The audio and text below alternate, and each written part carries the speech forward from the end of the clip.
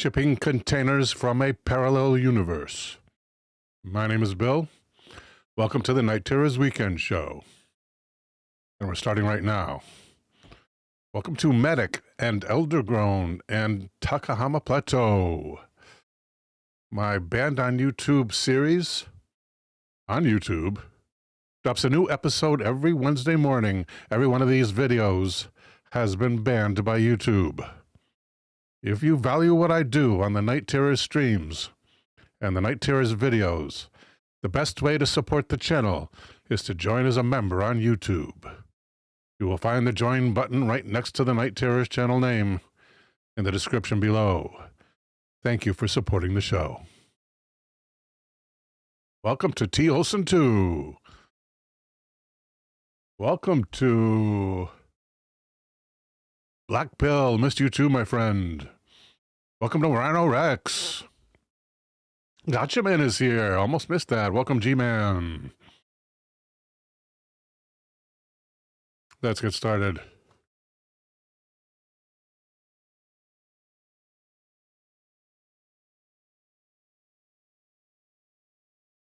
Here at discernreport.com is a story by Podcaster entitled The Mystery of Unmarked Shipping Containers at America's Ports.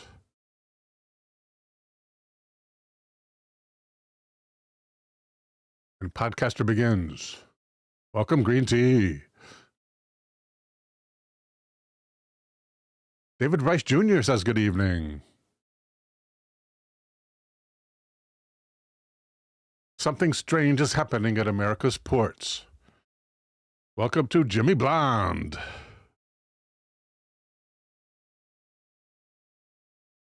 Sorry, I missed your message. And it's leaving experienced workers baffled. Among the millions of containers that move through our shipping infrastructure daily, some don't follow the rules. Containers that seem ordinary at first glance, but operate entirely outside the system we know and trust. Here's a closer look at how seasoned workers uncovered a pattern of strange activity and why it's raising serious questions. Ports run like clockwork. Every container has a code. Every shipment has paperwork. Every move is logged. The entire system is designed to keep track of goods moving through. But for months, workers have been spotting containers that somehow slip through the cracks. These containers don't follow standard patterns. They weigh more than they should. Their paperwork marks them as empty, and their movement suggests otherwise. What's more, equipment around these containers often fails without explanation. Scales, temperature sensors, GPS systems, and even phones mysteriously stop working. And then there's security. Teams that no one recognizes show up, handle the containers, and then vanish. No uniforms, no markings. Just quick, efficient work, like they've done this 100 times before.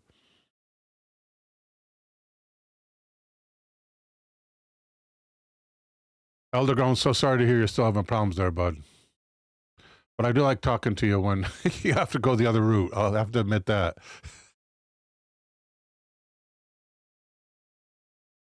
Oh, thank you, Rhino Rex, for the suggestion. Yes, people, we do need suggestions.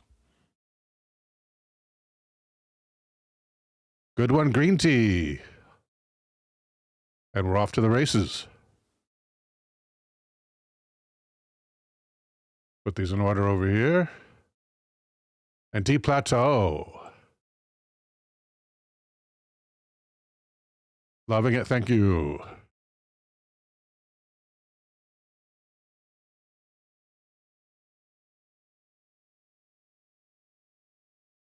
What's more, equipment around the... I read that already. 2 months ago, a Veterans Customs inspector at Long Beach saw something so odd he could not let it go.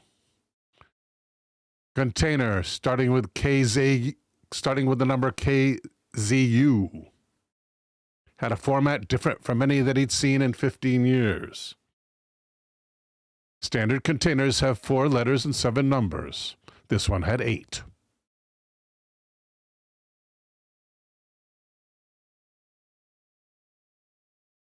The paperwork said it was empty, but the scale told a different story. 27K pounds instead of the 5 typical of empty containers. When he tried to flag it in the system, thank you, Elder. We got a link from Eldergrown. Move this to the proper place. Got it. By the time systems rebooted, the container was gone. Moved in minutes by a crew and equipment no one recognized. The next day, it was as if this container never existed. Its spot on the shipping manifest had been replaced. Security footage of those 20 minutes? Blank. The inspector started watching, and he saw more of these containers. Same odd number formats, always heavier than they should be. Always empty. Always moved by unfamiliar crews. One night he got close enough to hear something coming from inside. It wasn't machinery. It wasn't cargo shifting. It was something else. A crane operator with 20 years of experience shared his own unsettling encounter. Welcome, JRG MTY. I'm going to say, Junior G Mighty.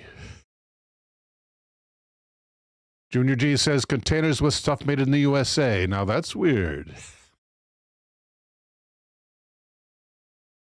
Thank you, JRG Mighty. Green Tea says, oh, I was wondering what was in the containers, but we can use it as a topic too. Yeah, was that okay.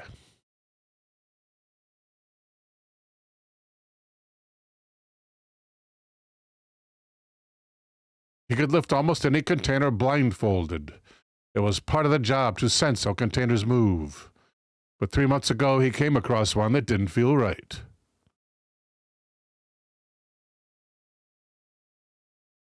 He started over. Sometimes damaged containers need inspection. One night, a night shift worker approached a cracked container. What he found inside still haunts him. Through the crack, he saw movement. At first, he thought it was shadows. Then he realized it was massive, at least 7 feet. Its skin looked alive. Neither fur nor scales, but shifting like liquid. Its eyes? Too large and too aware, reflecting light like an animal's, but with an intelligence he could feel. Then came the smell. Like ozone and wet dirt, but with an unnatural sting. His flashlight flickered off. His phone died. And the sound, it was a low vibration, almost a growl, at a pitch that rattled his teeth. The comic dad is here. The comic dad, that comic dad wants to know, are they in the back rooms? No, but check out last week's episode, which was backrooms related. I think that was last week or the week before. Within minutes, men in unmarked uniforms arrived. They labeled it as a chemical leak, cleared the area, and moved the container using specialized equipment. The next day, no record of damage. No sign anything had happened at all.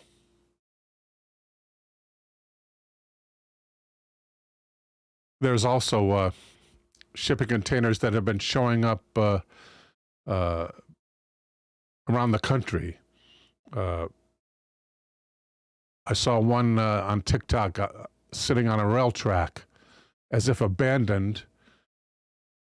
It was a refrigerated unit, and it had no lock on it, maybe inviting people to open the door. Let people let me know how the internet signal is today, you guys. Are we having problems? I changed a bunch of settings on my broadcasting software, OBS Studio. Videos pausing occasionally. You're kidding me. I'm going to have to, really. Yeah, please, people, quality reports. We need quality reports. Oh, no. More than one. I wish I could change this midstream, people. Oh, my goodness. Oh, my goodness. Oh, no. It's not a pause as much as a choppy frame rate. Oh, my goodness. Casey McKay also reports choppy. Thank you, Casey. Herbert Trouser Fancy also reports poor. Oh, my goodness. I can't believe we're going to have to do this again. What do you think? Restart? I'll have to read the story over again. Fudge. Oh, my goodness. I hate poor quality streams. I wonder if I can change this midstream. I don't think so. Audio seems good, but video is choppy, says Tony42. If you're going to restart, do it early. Yeah, I think I'm going to take Elder Groan's advice. Okay, guys, I'm going to have to restart here. But first, let me see what I'm going to have to change. Let's see, settings. I'm thinking at output.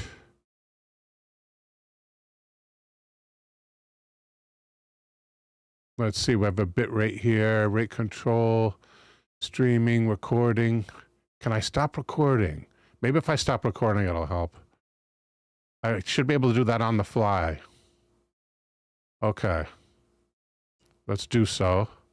Well, it says here, start recording. It never started recording. Okay, good to know that. Back to settings. Stream, output, video we want to check. Can't change it on the fly. Yeah, I'm going to restart here, people. So come on back, please.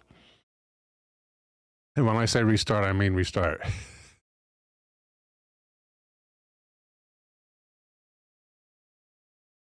Okay. Just do it, Bill.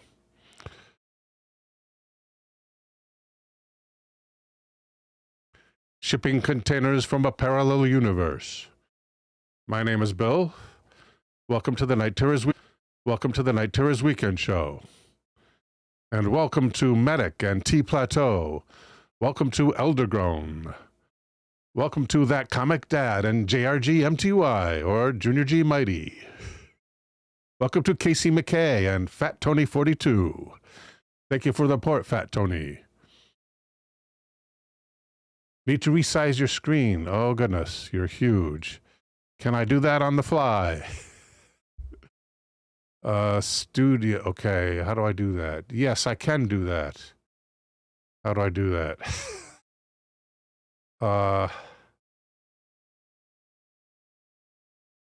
Let's see, settings. Video output. Video. Output scale resolution. Base canvas resolution. Downscale.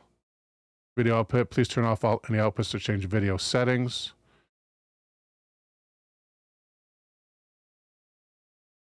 Base scale resolution. Base canvas resolution. Output scaled resolution.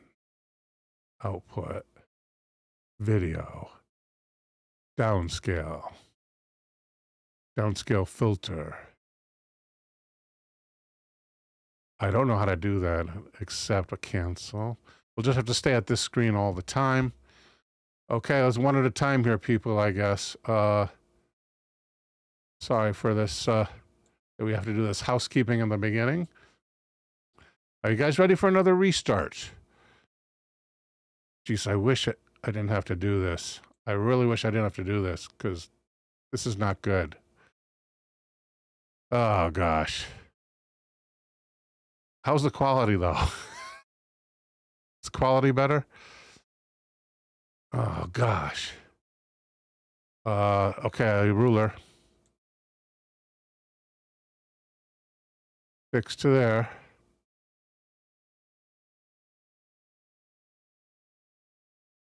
Okay.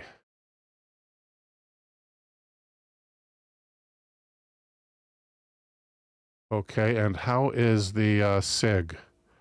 Where's the SIG? Where's the SIG? Overlay studio cam?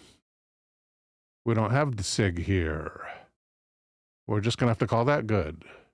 Wait, is that good? That's not good. This is this, right? Yeah, this is this.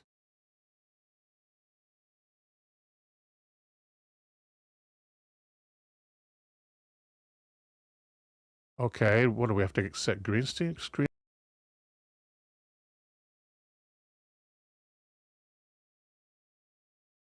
That looks a little better. I'm going to leave it there for now, and I'll have to readjust everything else later. There's a, what is it, Alt and then hold for the other thing? Alt and hold for the other thing. Let me go there. Alt, hold. Oh, come on, Alt, hold. Yes, that works.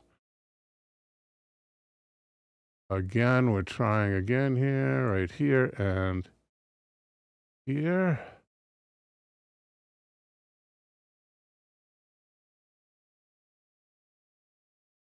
That looks like, I don't know, that doesn't look right.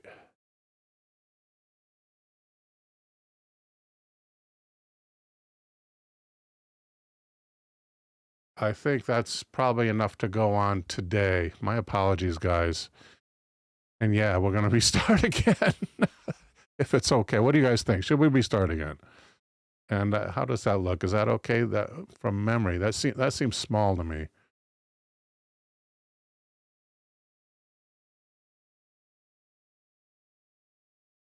I'm thinking right here, maybe? Okay, I'm going to guess there. I'm fine with video quality. Looks smoother. Pretty good. Oh, Bill off, but that's obvious. Hey, Kayla Rain. So, how is the video? Are we get anybody with choppiness out there? Is there anybody with choppiness? The glowing skull demands you restart. Thank you, G-Man.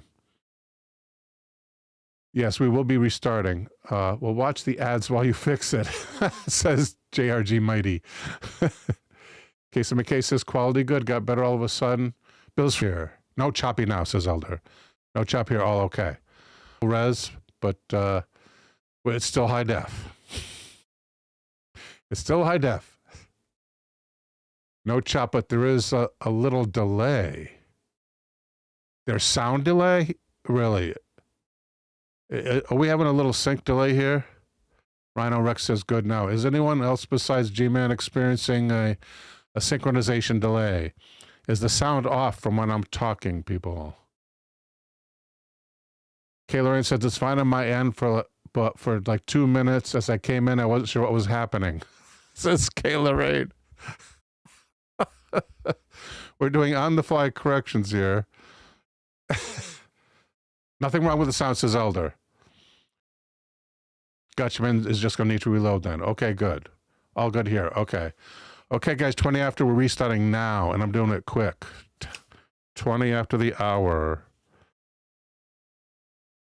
And we're going now. We're coming right back.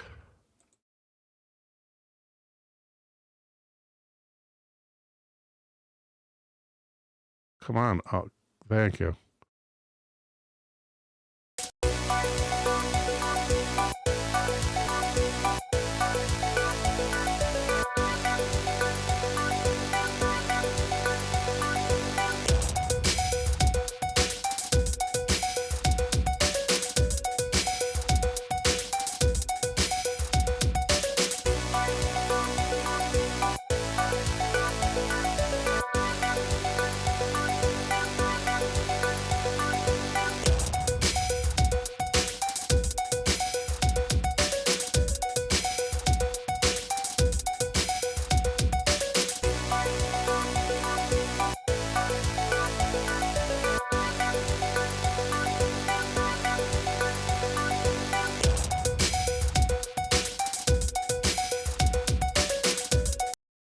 shipping containers from a parallel universe. I'm like, I'm a little bit flummoxed here, but that's live streaming for you. Kayla Rain says, oh wait, it's doing the same thing, but floating back in graphics with red and green edit type triangles. And at this time. Thanks, Elder, for the reminder to switch.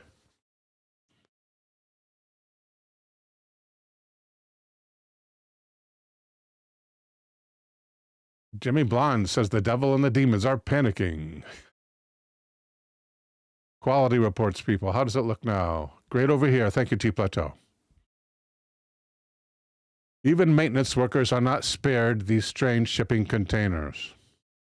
One man, responsible for container refrigeration units, got called to check a malfunctioning sensor. Most refrigerated containers don't go below negative 20 degrees centigrade. This one read 80 below. That was impossible. Its equipment wasn't standard, and it drew massive amounts of power for unknown purposes. Thank you, Kayla Rain. A reinforced viewing panel caught his attention, and despite his better judgment, he looked inside. Behind the frosted glass, a massive shape moved, deliberate and fluid. It seemed to shift as though it couldn't decide if it wanted to be solid or liquid. When its eyes turned toward him, they didn't reflect his light. They absorbed it. Then the sound came, a deep, bone-rattling thrum that felt alive. The worker backed away, only to find himself confronted by men in hazmat gear. They questioned him for hours, forcing him to sign a non-disclosure agreement, and transferred him to a different job the next day. The evidence is overwhelming. Mysterious containers marked as empty, but far too heavy. Equipment malfunctions that seem intentional. Security teams who appear, handle the situation, and leave without a trace. But why shipping containers? What makes these metal boxes the perfect cover?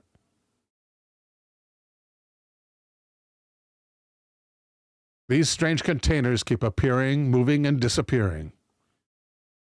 Their cargo remains unknown, though first-hand accounts paint a chilling picture. Workers quit jobs. Equipment fails. Stories get buried. And that's the end of that story. No, it's not. Next time you see a shipping container on the highway, take a closer look. There might be others who have noticed too. Share your experiences. Some seekers seem determined to stay hidden at any cost. Hoping that's the end. Yes, we have an antibiotic ad here.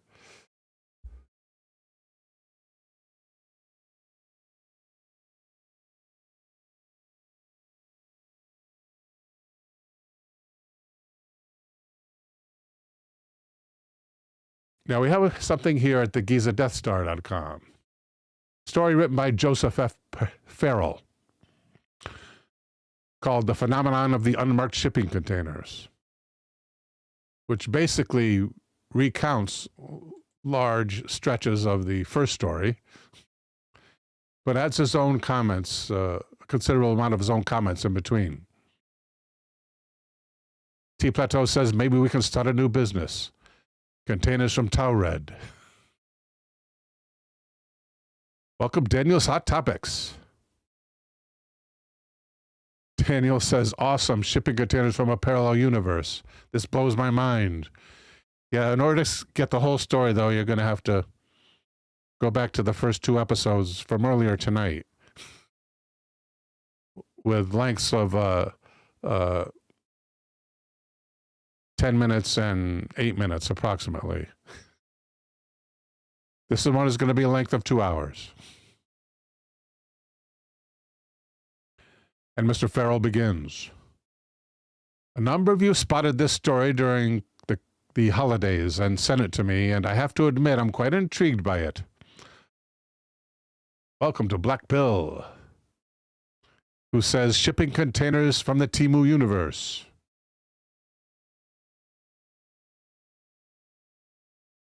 The story itself is simple enough, but fraught with all sorts of high-octane implications, a few of which I want to explore today. The simple story concerns the fact that many shipping containers pile up at American ports, and therefore, presumably, ports at other nations, with no container or manifest numbers, or if they do, they're not the same as the ones normally in the system, or they are quickly erased. And then he quotes the story. Notice, however, that according to the article, these containers and attempt to investigate them fall into a pattern. Thank you, T. Olson 2, for the notification. Daniel's Hot Topics here. Taking a look, Daniel.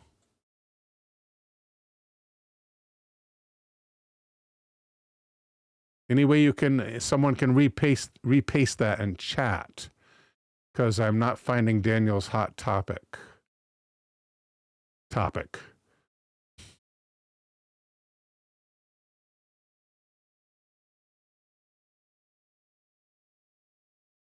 All this began, according to the previous article, with a port worker at Long Beach noting an odd container with an odd number. Again, we're going to skip the quote. With that, we come to a first high-octane speculation, because in this instance, the shifting contents of the mysterious container suggest something or things in that container that are alive. Wild animals, or perhaps even some unknown species, or perhaps something created in a lab. Or something like smoke. At the end of the article, an incident is alleged that included a strange living creature.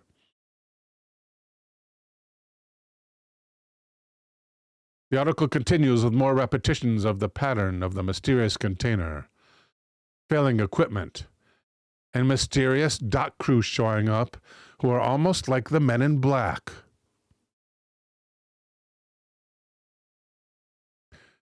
Needless to say, the author continues,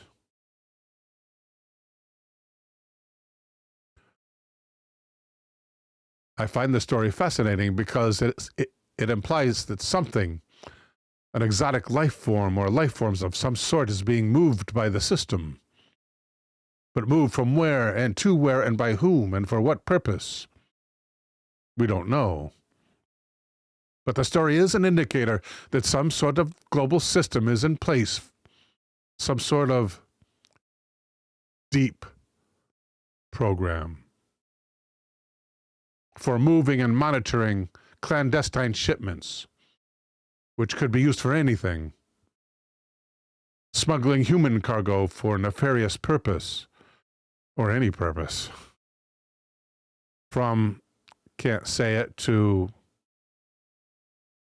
that's disgusting, to organ harvesting, you name it, to smuggling other kinds of cargo, from technologies to artifacts. The possibilities are virtually limitless, and may even include the covert smuggling of nukes or dirty BOMBS. Green Tea wants to know, did the containers come from Montauk? Yellow Rose for Texas is here. Welcome, Yellow Rose. Yeah, we're going 20 minutes long tonight, people, because of the first two show failures. So adjust your chronometers accordingly. JC says, yay, Bill. Thank you, JC. Oddly enough, the article contains a few clues in the container numbers it alleges to be involved, and that detail is suspicious. From where did those numbers come to the author? By what route? Why don't you tell us why those numbers are suspicious, sir? Why were these very specific details included in an article otherwise of a more general nature? It is as if someone is trying to say, look here. So I looked. Oh, he does go into it. Thank you, Mr. Farrell.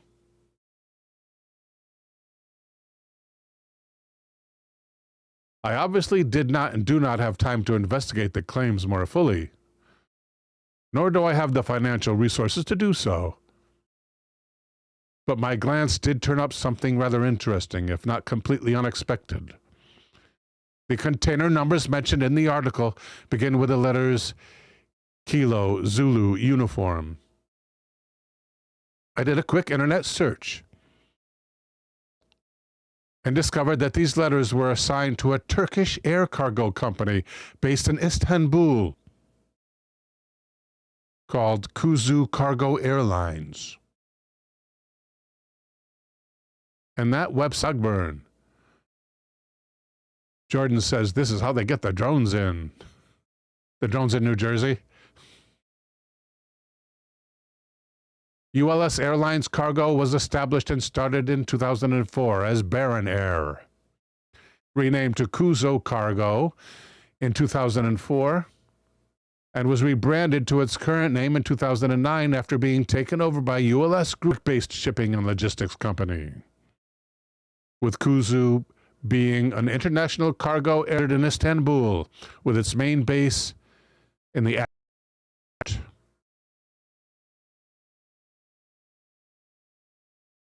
T. Plateau says, we get Kuzu over here. Jordan Cogburn says, into Iran.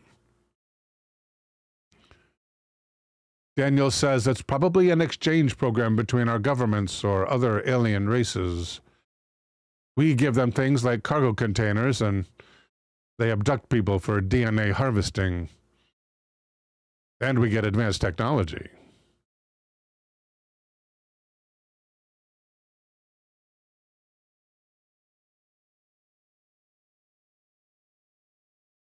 In any case, we are looking for cargo air services and not oceanic.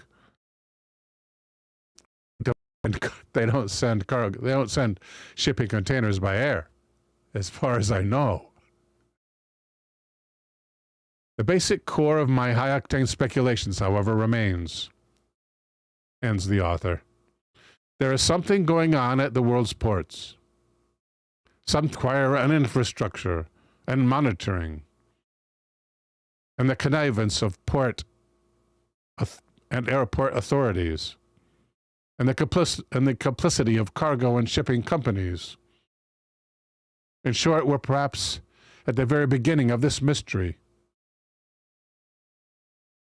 and this story would seem to bear watching.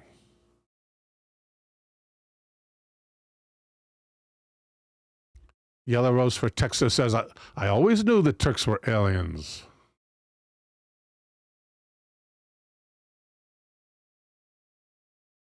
Is there anyone else experiencing video difficulties besides green tea?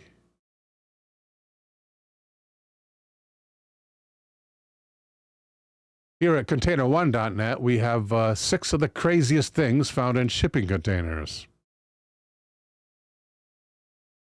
I believe this is an uncredited article. We shall see.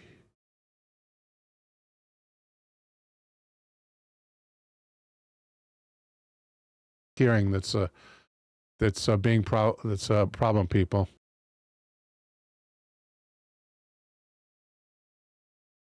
Elder says, I'm sorry to say, but yes, the framework drop has returned. Gotchaman set the resolution to the 360p. There are still disruptions. Frame rate drop from Elder. I gotta write that down.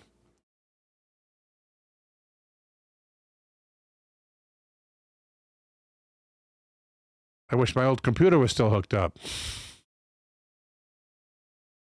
I turned down my resolution too. It didn't help. Jordan Cogburn getting buffering, cutting out and freezing.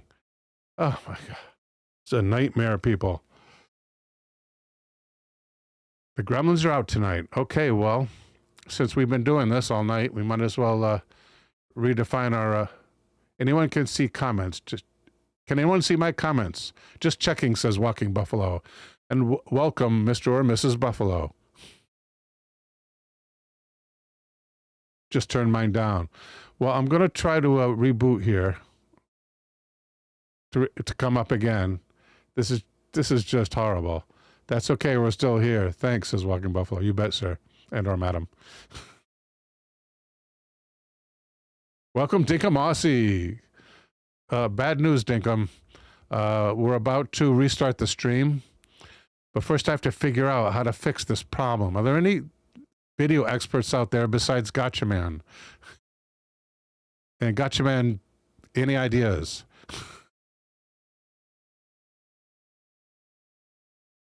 What should I do? How should I do this? Should I reduce my bit rate or something? William Anthony says it's a nightmare, but we're sticking with you, Bill.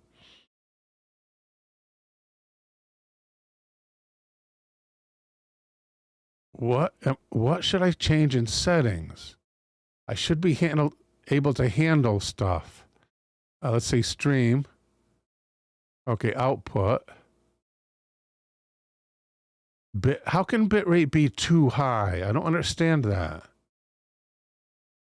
Can bitrate be too high? Video.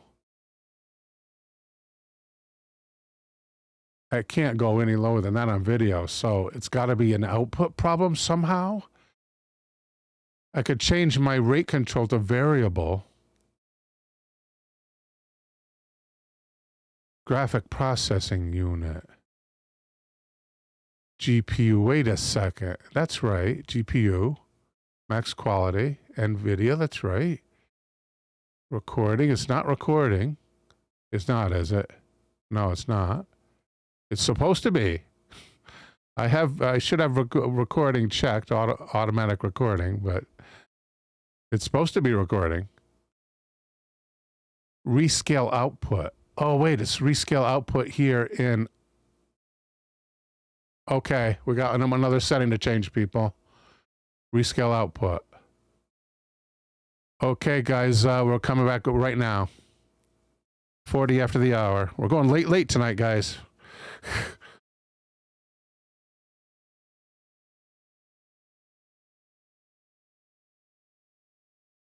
Shipping containers from a parallel universe. My name is Bill. Welcome to the Night Terrors Weekend Show.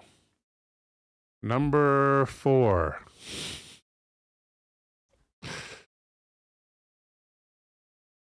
Green Tea says just listed as a radio format tonight. Dinkum Aussie says Bill will be right back. Elder Grown says hang in there, folks. T Plateau says your audio's okay. We can hear you well. We have signal, says Elder Grown.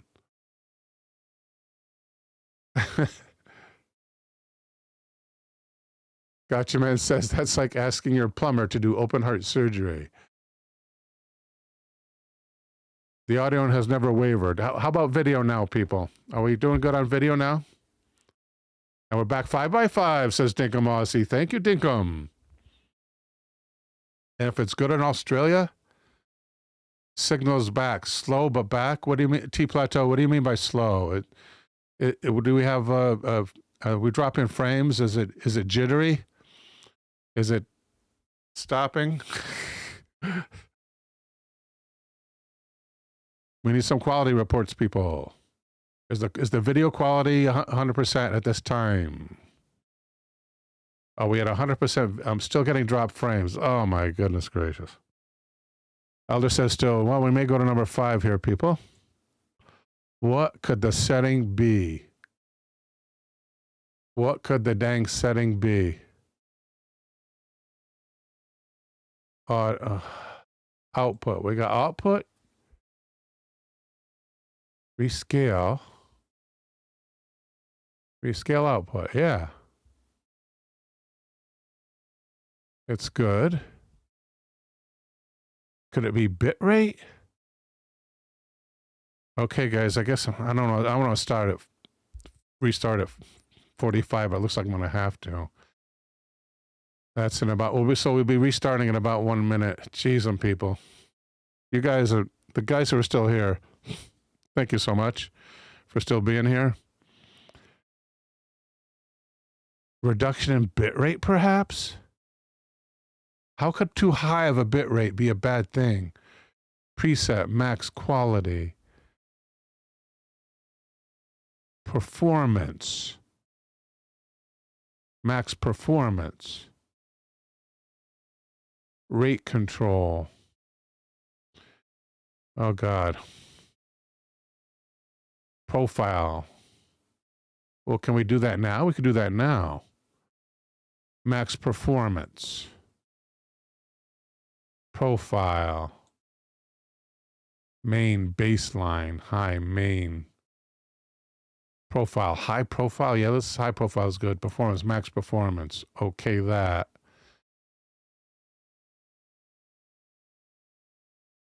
Any as you said, your audio is okay, just keep going. Yeah, I know, it's supposed to be real. I'm restarting, says Green Tea. Try lowering the bit rate, says Elder. Let's give that a shot. Demo creator Wondershare. Thank you, Elder.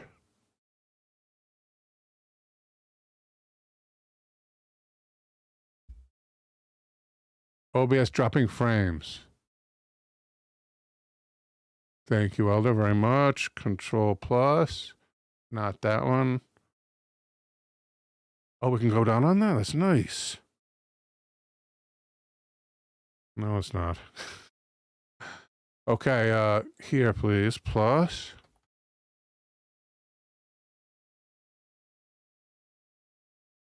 Dinkum says, could be your system lagging. It can't be. It can't, Dinkum, it can't be. I have the number. I can't be. It's a brand new system. And it's like top everything. I say an email with my settings that I could find. Thank you, Gotcha Man. Try lowering bitrate. One of the demonstrated answers OBS dropping edge issues. Dropping edges. What do they call an edge? Dropping edges? Dropping frame. When we, video or arrangements, thing we look to is the edge, more edges show up as, okay, so it relates to frame. Okay, dropping edges. Is bringing down the bit rate, liable for the nature of the video and sound we watch. Bit rate is the issue for your situation. Attempt to change settings, bring down to tackle the issue. Okay, let's do that. We can't do it on the fly, so we'll be restarting again, people. Green Tea, we're restarting again, guy. Green Tea. Why is this not going up? Thank you. Going up. Settings. So what we're going to do is, good, we're almost to 50. Video. No, output. Oh, we can change that now. We don't have to leave, people, thank God. Let's try 4,500, cut it in half. Let's try 4,500.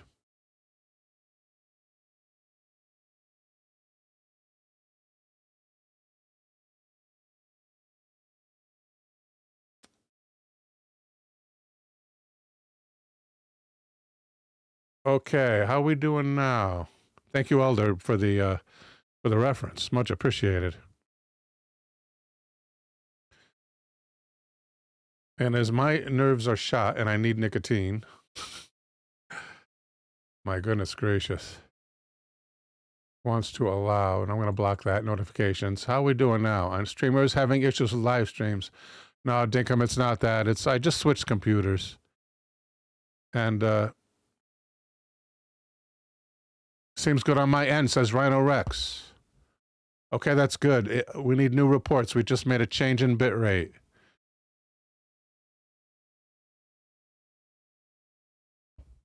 Yeah, we're back, says Yellow Rose. So how is the video? Is the video still choppy, people?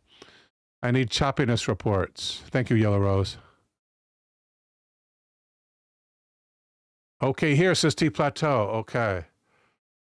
It does seem to have improved. Video's good so far, says G-Man. Thank you. Hello, Bill. Synchro 505, who provides all the incidental music for the show. We're working on Mike, trying to eliminate choppiness from the video. Looks good on his setup. Good. Thanks for the report, Mike. Sudden zoom. Thank you, Gotcha Man. That's something I have to correct later. All good, much better. Okay, so I wanted to go all the way to 9,000. 4,500 looks good. Bitrate is liable for the nature of the video and sound we watch on the web. On the off chance that high bitrate is the issue, attempt to change, bring down to tackle the issue. We're doing such. Follow the means given beneath. That's better, says Elder. Thank you, Elder, for everything.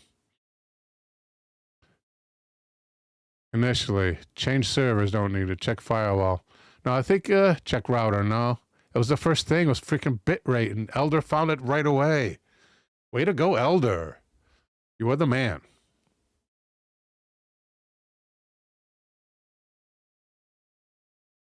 Okay, guys. I'm almost shaking here. Okay. Let's try to get back to the show. Pardon me.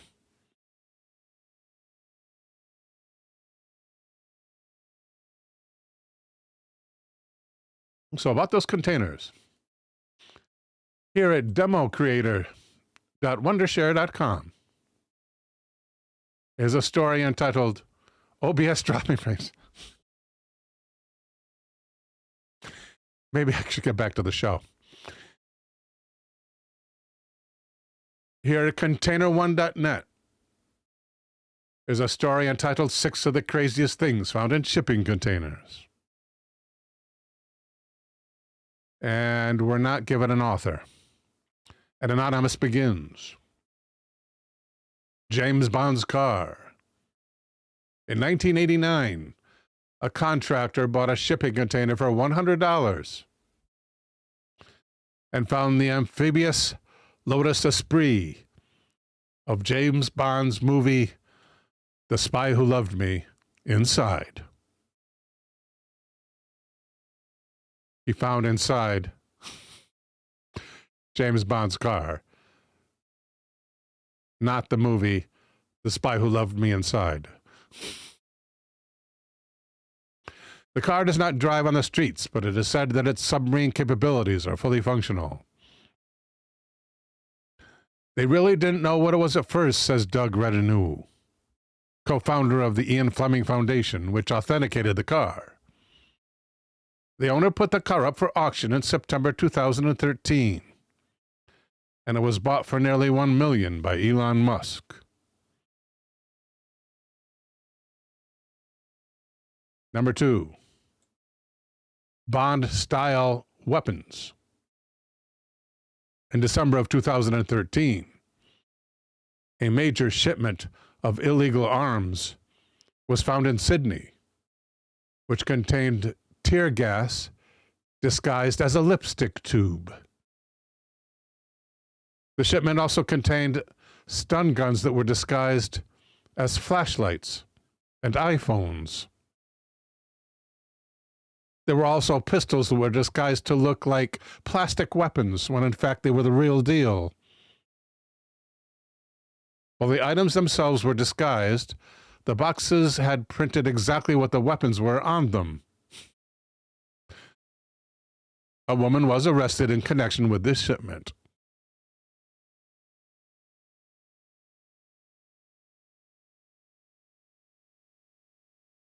Number 3, a stolen VW bus. In July 1974, a VW bus was stolen in Spokane, Washington.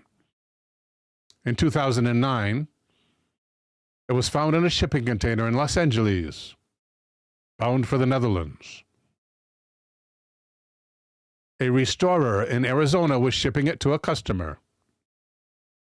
The restorer had purchased the bus unawares. Police could not find the thief, nor could they find the original owner.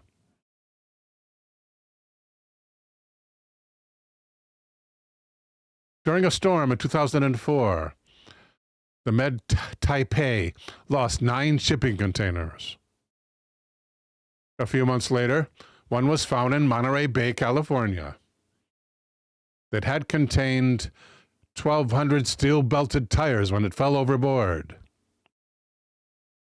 When scientists explored it with an underwater robot, they found that it had become a home to an entire ecosystem, an underwater reef.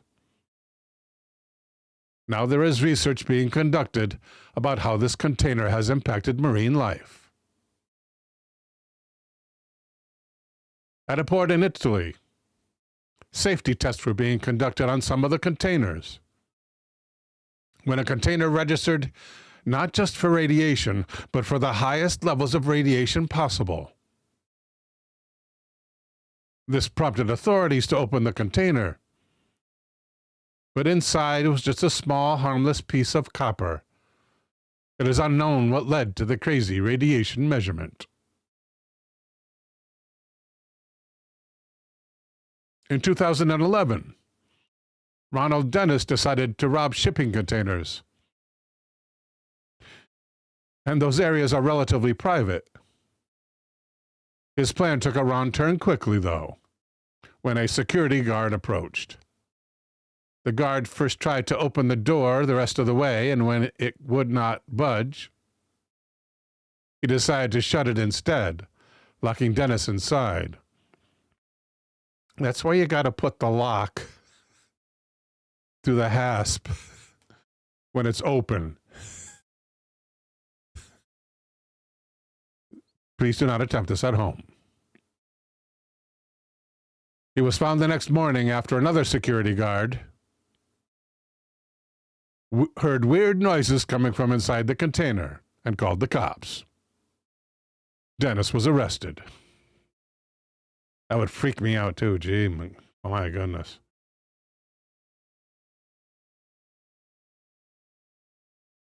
T. Plateau says that what was said about polonium? Only a harmless drop in a teapot.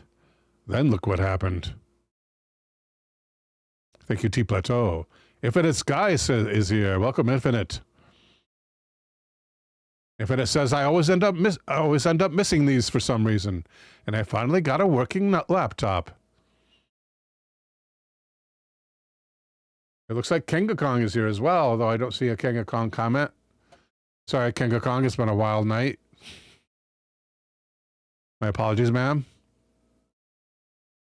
Infinite Sky asks, what is this stream about? Besides troubleshooting my broadcast system, my streaming system, it's about shipping containers from a parallel universe. And if you want the whole story, there's 2 or 3 or 4 other episodes prior to this one, immediately prior to this one, because we've started the stream 3, 4, or 5 times, I forget. Too many times. Love my loyal viewers.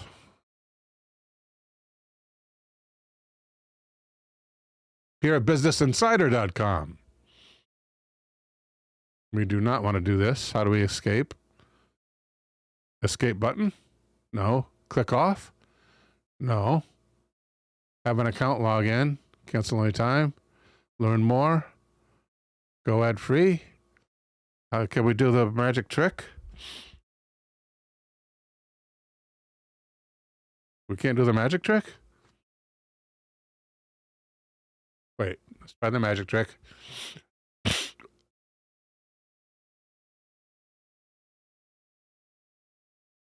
No. This magic trick. Same thing, okay. Somewhere here.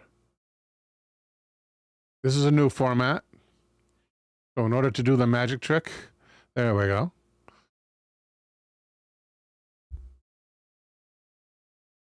Didn't work. I had this before. Refresh the page. Thank you. Here at BusinessInsider.com is a story by Grace Key. entitled Abandoned Shipping Containers at Ports, can hold mystery prizes for opportunistic buyers. Just like Storage Wars. I actually think there's a show.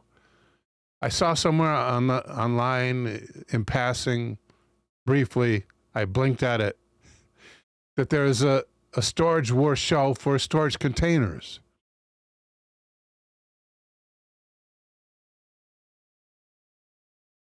Thank you, Elder, for moderating on YouTube. Appreciate it.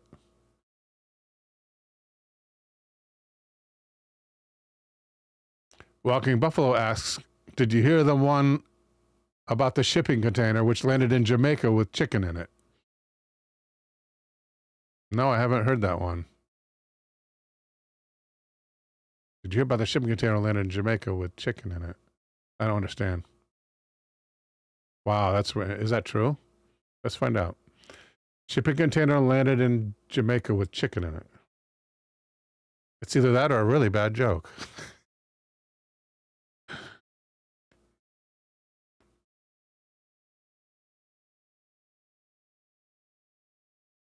Searching with DuckDuckGo. At Jamaica Observer.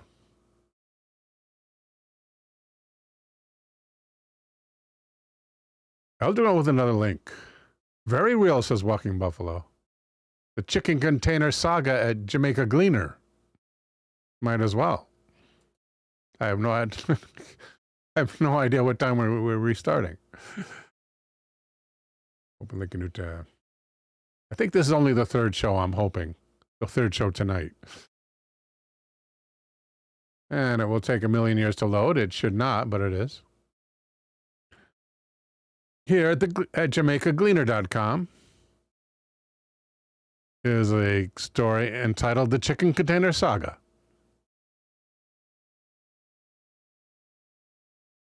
By editor.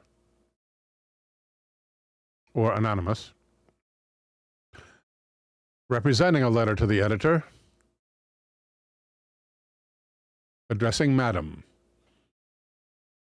I am a Jamaica Maritime Institute trained professional mariner of 40 years experience.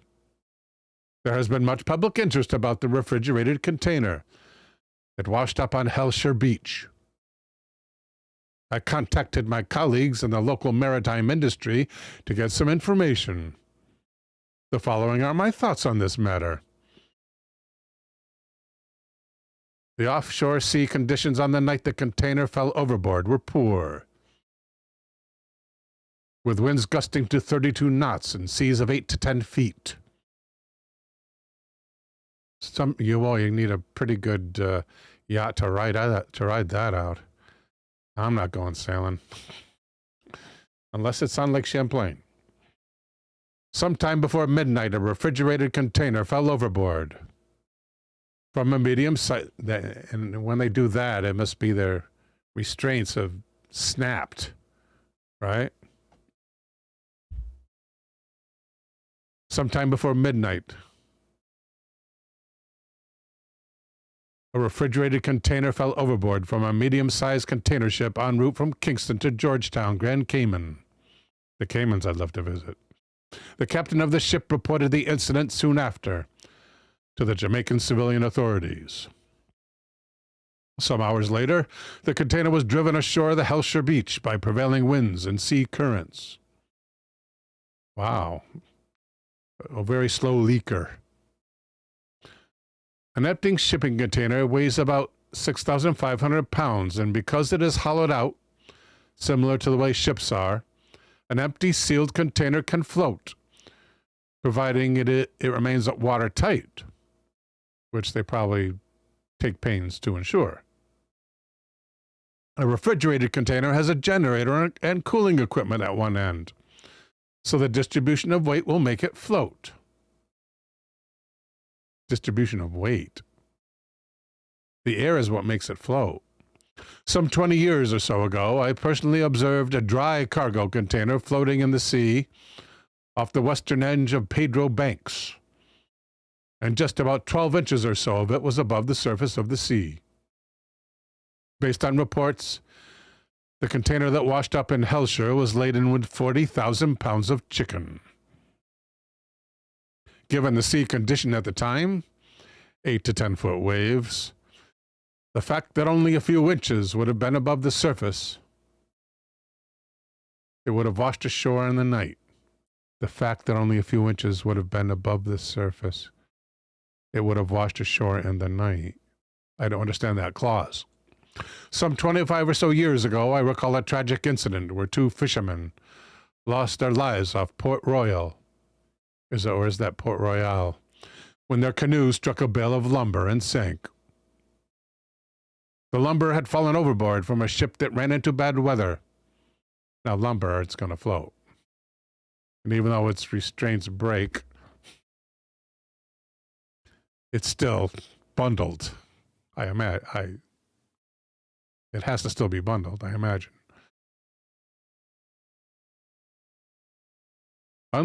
Unlit floating objects in the sea are often a hazard to navigation, especially at night.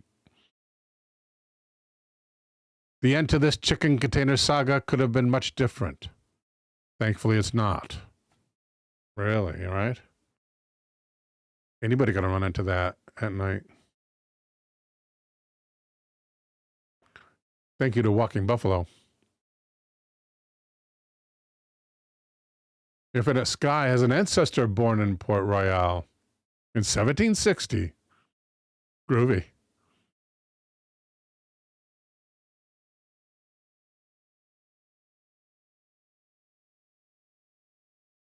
Here at BusinessInsider.com, the story begins. Are we at somewhere else? Yeah. No, we're here.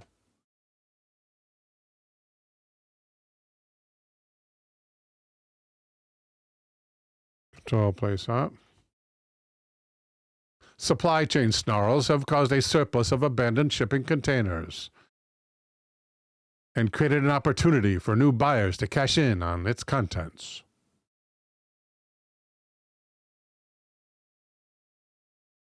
Thank you, Gotcha Man. I'm hoping that's a suggestion because I'm treating it as such.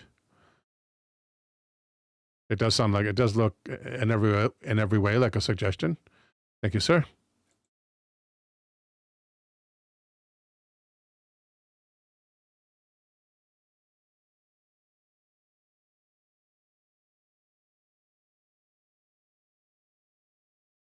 Abandoned cargo can be publicly auctioned off or sold directly to cargo salvage buyers. For these buyers, it's a mystery prize. The director of JOS Cargo and Freight, Jake Slynn, told Bloomberg it's a guessing game. A buyer is presented with a manifest, but they often do not truly know what's inside until they crack the container. As part of a two-man business based out of the UK, in cargo and freight disposal, Slynn told the publication he's taken containers full of anything from aluminum takeout pans to electric scooters, breast implants, pumpkin seeds, or 6 tons of cheese. Cheese. It's like Storage Wars, Slynn told Bloomberg, referencing the American reality TV show. You crack the doors open and it's something completely different than we were expecting, so it's a challenge. You're thinking, right, where can I send this? What can I do with this? On his latest container reveal, the manifest simply said household goods. What he found was a sedan stuffed with clothes and kitchenware. Depending on the container's contents, cargo salvage buyers like Slynn will either purchase the goods from the shipping company to resell them elsewhere or charge for its disposal. The avenue for cargo salvage buyers is on the upswing in recent months.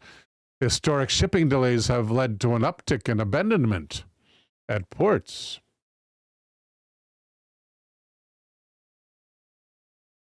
At the two largest ports in the U.S., tens of thousands of containers have been waiting at the port for over 9 days.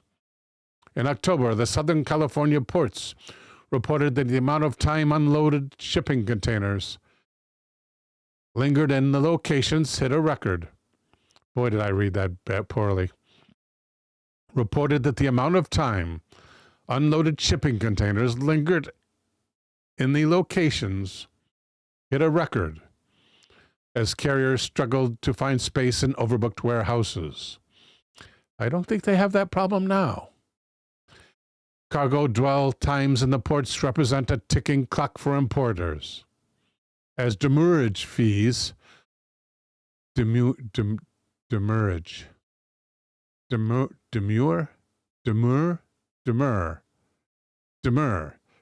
fees for the containers continue to accumulate. For many, excess port fees and spoiled or delayed seasonal products, like cheese, mean the best option is to abandon the shipments. Containers are also considered abandoned if the freight company files for bankruptcy. The FIATA, or the Federation of Freight Forwarders, says cargo is identified as abandoned when it has remained at the port anywhere from 20 to 90 days, depending on the location. Shipping companies are ultimately left with the bill if importers don't pick up their goods. They can choose to donate, destroy, or individually resell their products to a third party, but often an auction is the only way the company can avoid taking a significant loss. It's already taken a significant loss. Professional cargo salvage buyers are not the only ones that can buy cargo. Unclaimed freight auctions are open to any and all buyers and often occur purely online.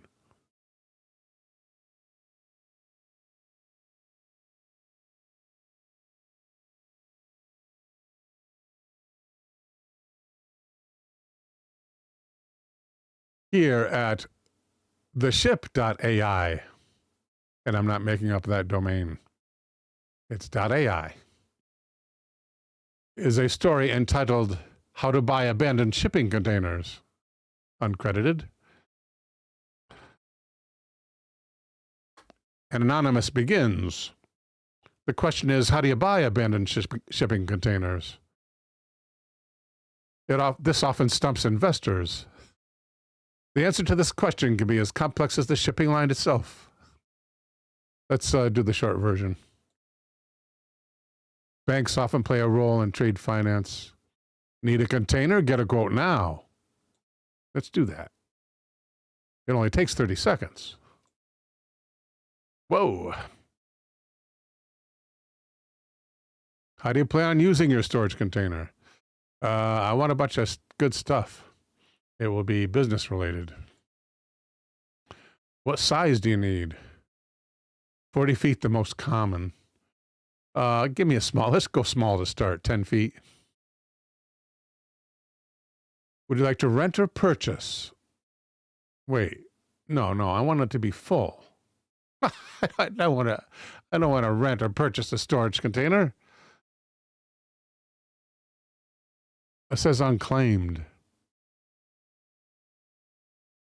Purely online, that's a hot link. What if I click here? Auctionsnearme.net. Unclaimed freight auctions near me. Okay, good. Okay. How to find unclaimed freight auctions near me? What? Yes. Google Events Search, Pro Tip, Unclaimed Freight Business. There are plenty of businesses that specialize in abandoned freight. You can find a store here. Really? Well, let's look at a store instead.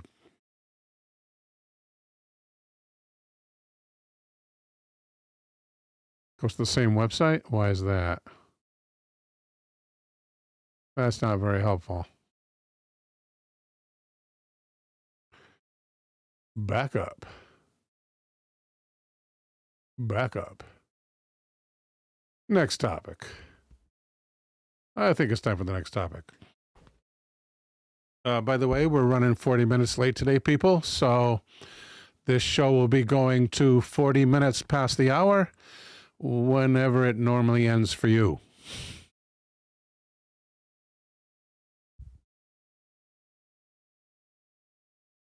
Okay, let's go to the next topic, people.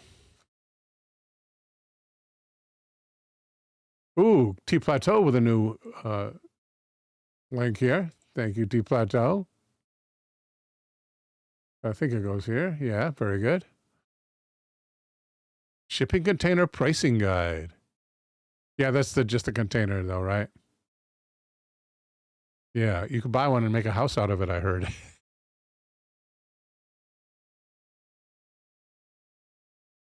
Yeah, those are just the raw container. Then you got to find a way to ship it. But they probably have suggestions at this website. I should get a 10-foot. Where is that process?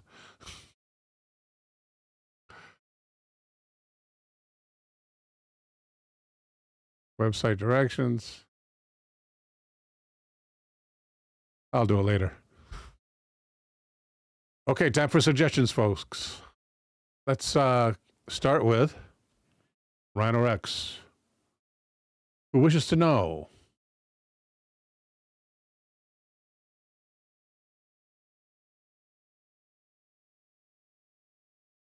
the Huntsville Howler at 15 minutes past the hour.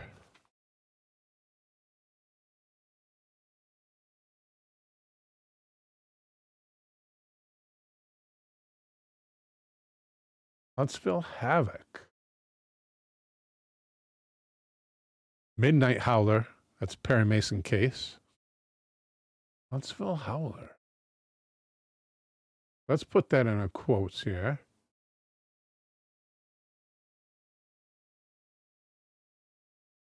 I really want a 10-foot.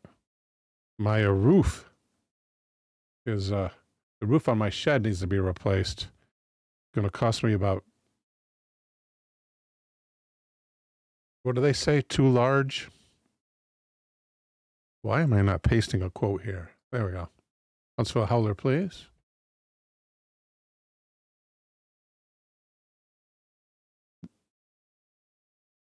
One YouTube video and then nothing. No more results for Huntsville Howler. Okay, we're not going to watch this. I hope it doesn't start. Emergency. It did start. The Huntsville Howler. We're going to have to look here for clues. I got to turn this, the auto start off. Turn off auto start. Turn off auto start. Well, I'm doing massive editing on this episode already. Let's look for clues here.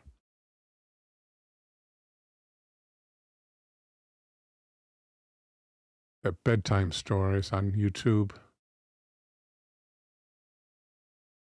Thank you, Infinite Sky.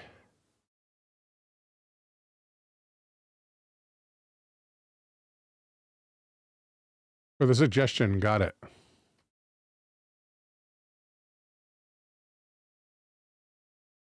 Thank you, Elder, for the reminder.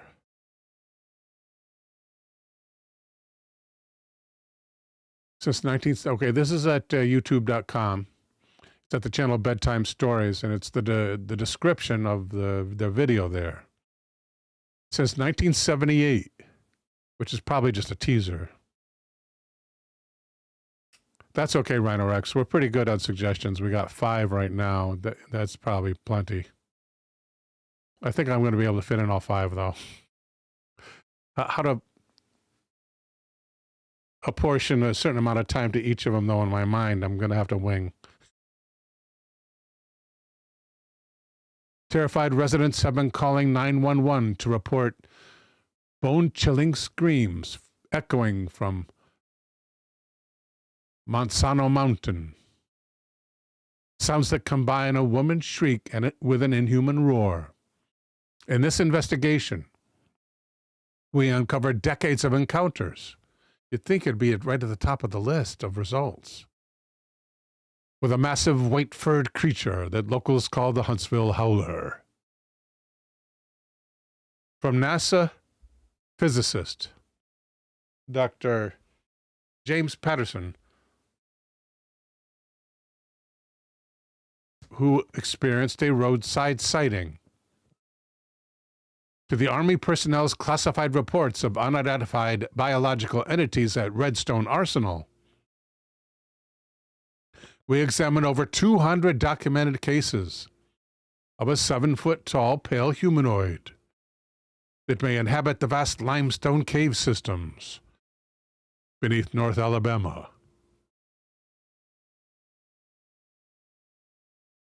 Huntsville Howler. Was it like, is there like a spelling mistake or something?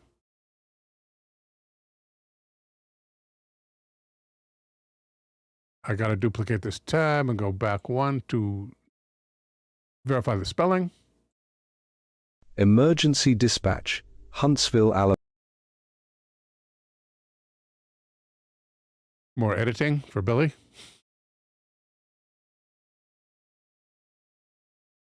No, that's right. Let's try the dreaded G search engine. The dreaded G.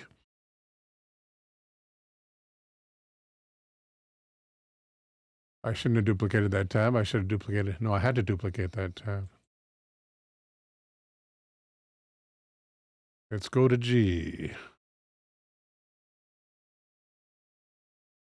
Huntsville Howler.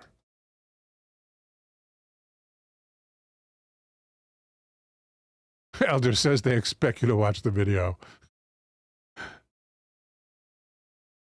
Yeah, I got to take it off autoplay. That's new system. My standby excuse. Howler papers. There's like nothing. Houston Howler. Oh, that's a newspaper. There's like nothing. Wow, this is a mystery in and of itself. A creepypasta, perhaps?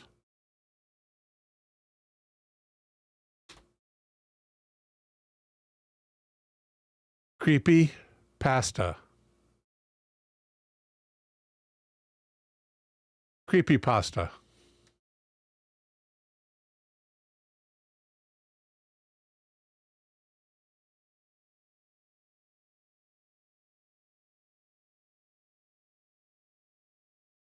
Even less there. Wow. So we need to know, Rhino Rex, how did you hear about the Huntsville Howler? Did you see the YouTube video, or what's your source? Eldergrown, thank you. Ozark Howler, the South's most cryptic cryptid. So it's probably what Eldergrown is saying here, the Ozark Howler. Because the Ozarks are in that state, right?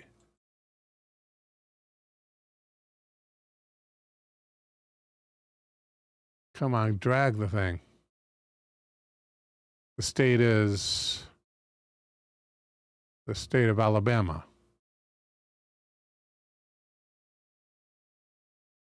Are the Ozarks in Alabama?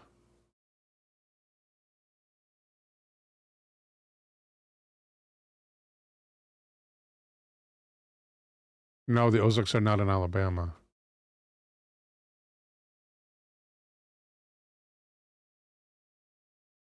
We're going to save that under suggestions. Oh, where is it? Right here. Oh, I saved it as a separate tab, so we'll just reduce that.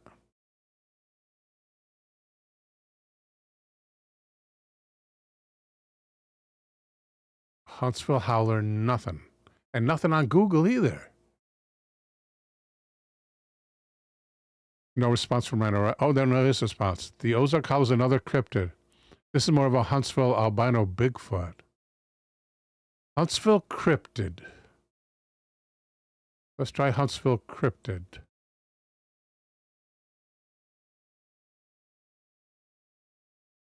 Cryptid.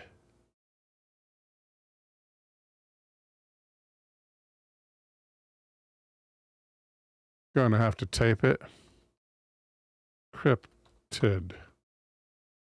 Huntsville cryptid. 5 mythical creatures that reportedly roam Alabama's. Here at al.com, AL, is a story entitled 5 Mythical Creatures That Reportedly Roam Alabama's Back Roads. Let's see if we have an author here.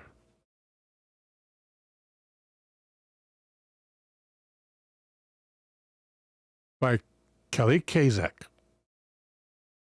And Ms. Kazak begins. She was beautiful. She was exotic. She was hairy. That spring, a creature dubbed the Wolfman of Mobile made her appearance to people along Davis Avenue and in the community of Plateau, according to reports in the Press Register at the time. The witnesses described the creature as having the lower body of a wolf and the head of a woman. She was seen at night, stalking residents, but never harming anyone. The wolf woman is one of several mythical creatures Alabamians have reported over the years.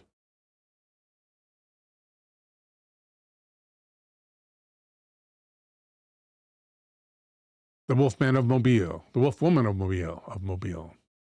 The half-wolf, half-woman creature so frightened the citizenry of Mobile that people began calling the Press Register to report the sightings. In 1971, the newspaper reported this phenomenon complete with a drawing of the creature conceived by a newspaper illustrator. Quote, listening to as many as 50 phone calls the Press Register has received, day and night, in approximately a week, you wonder if perhaps there isn't something out there. End quote. Witnesses described the creature as pretty and hairy. And the top half was a woman, and the bottom was a wolf. An unnamed teenager is quoted as saying, my daddy saw it in a marsh and chased it home. And it chased him home. Now my mother keeps all the doors and windows locked. One witness had heard the creature had escaped from a circus sideshow.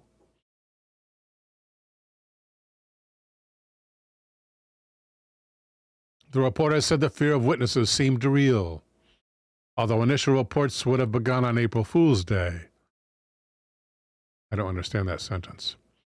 The police were getting calls too, and although officers would not make an official comment, they did investigate to determine what exactly Mobile's citizens were seeing.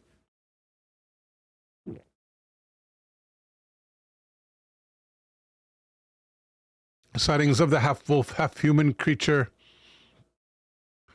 had been reported throughout history, with the werewolf being the most common incarnation. The legends of anthropomorphic creatures stem from American Indian folklore and capture the imagination. Within days, sightings of the Wolf Woman of Mobile stopped and have not been reported since.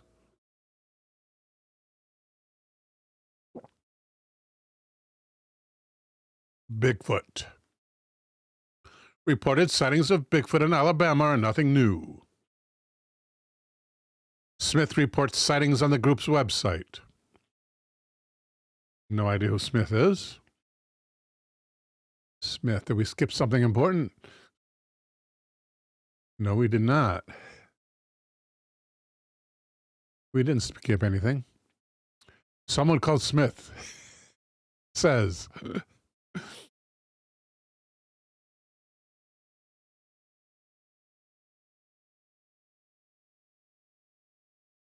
a sighting on the group's website. Oh, reports of sightings of Bigfoot in Alabama are nothing new. Oh, here's the little tiny thing right here. In fact, the sightings were plentiful enough for Jim Smith to start the Alabama Bigfoot Society, which looks like this.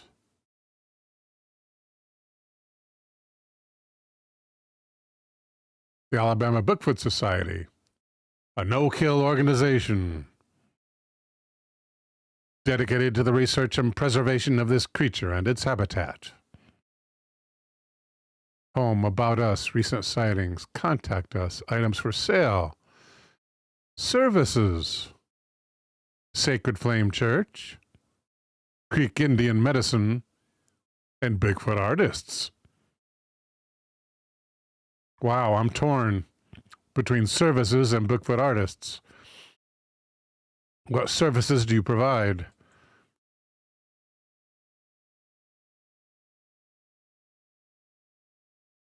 In addition to our main interest, we are also interested in ghost sightings and hauntings. So no services listed, but I imagine that infers that they do haunted house appraisals. What do you call it? What would Zach call it?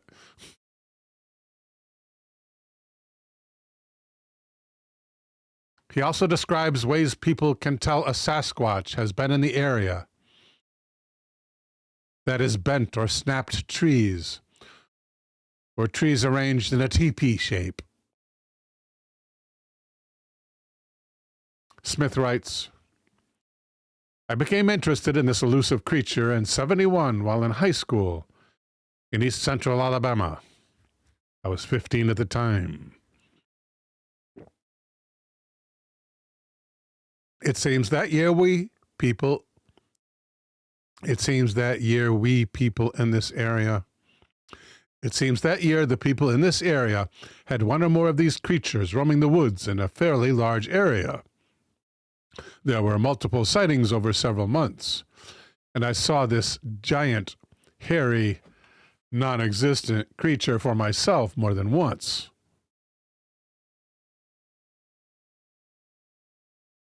Smith says that at age 56, he remains interested in Sasquatch, just as much as at age 15.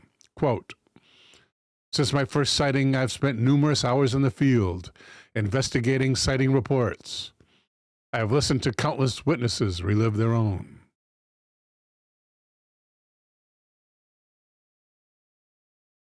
And here is more oddly formatted text, which is part of the story, and not too small to read, but I guess we're just going to read. The Alabama White Thing, and that's how it's spelled. The legend of the Alabama White Thing. No, that's spelled thing this time. The legend of the Alabama White Thing has been prevalent since the 1940s in the triangle between Morgan, Etowah, and Jefferson counties, where people reported seeing a creature more than 7 feet tall and covered in white hair, as it been to Huntsville. It has been sighted in Happy Hollow, Walnut Grove, Moody's Chapel, and Wheeler Wildlife Refuge.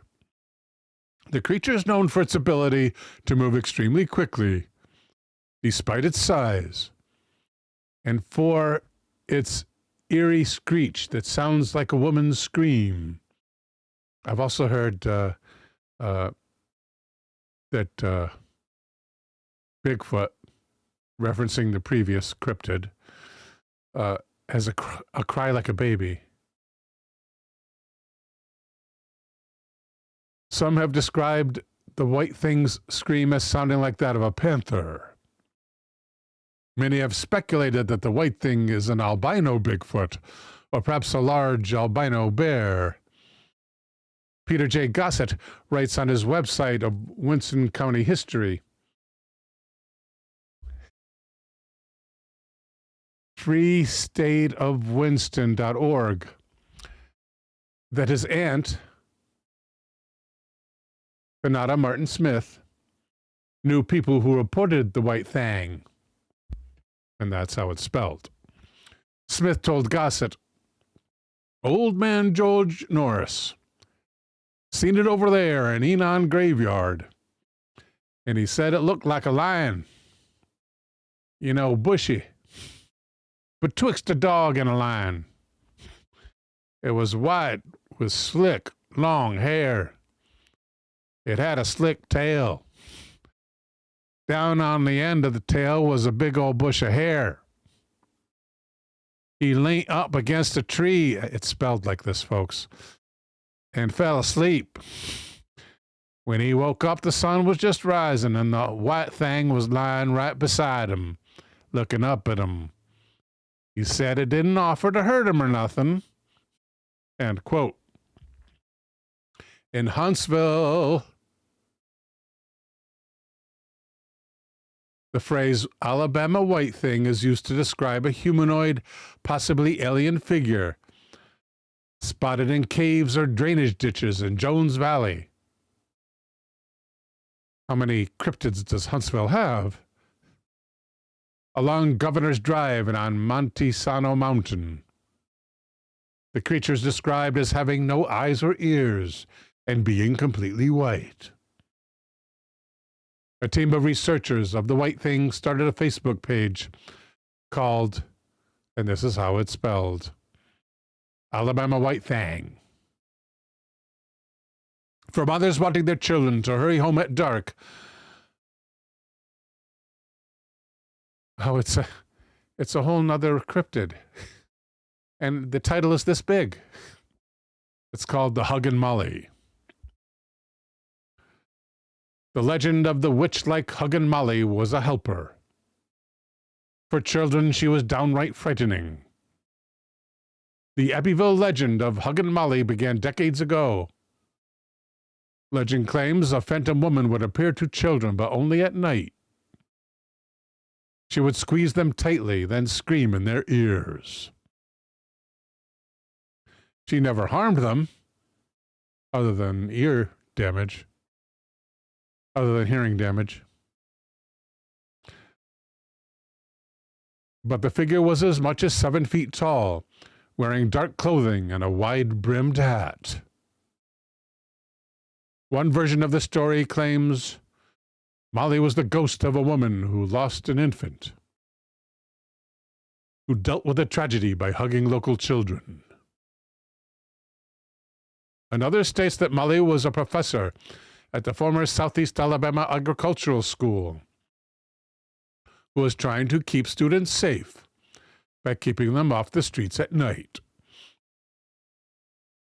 Today, Abbeville remembers Huggin' Molly by venturing downtown and stopping in a cafe for the Phantom. Huggin' Molly's is set in an old pharmacy, complete with a soda fountain, and offers such treats as sandwiches and Molly fingers. And it's called Huggin' Molly's.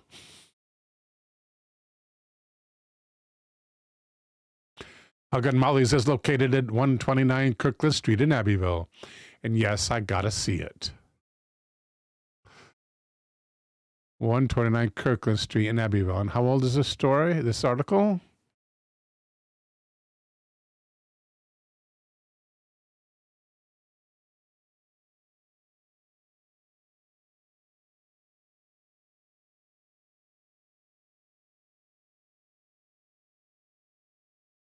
It's only 12 years old.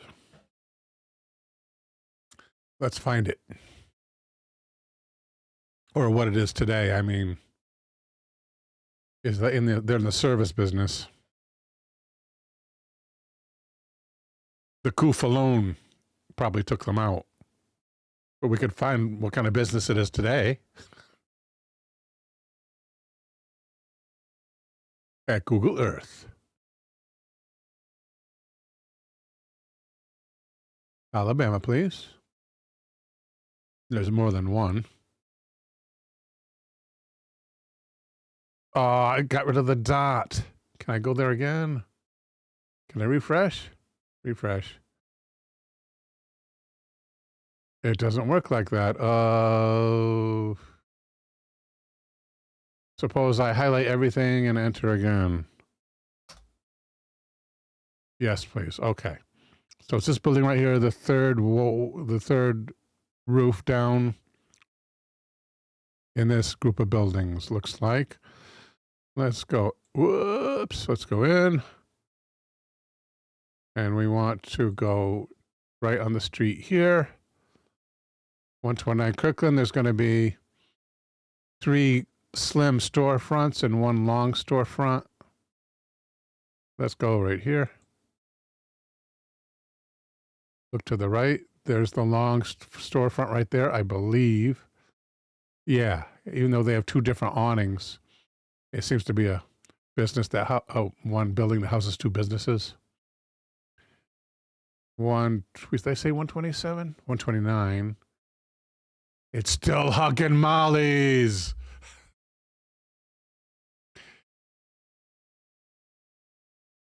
Yes. No kidding. What can we find out about? Can we can we enlarge the picture and find out more about Huggin' Molly's? They made it through the coof. You gotta love that. Let's we can't directly magnify, but we can take a screenshot, which no longer flashes on this new unit to let me know, or you guys know that I took a screenshot. And where is that picture? It's over here. Let's get it. And enlarge.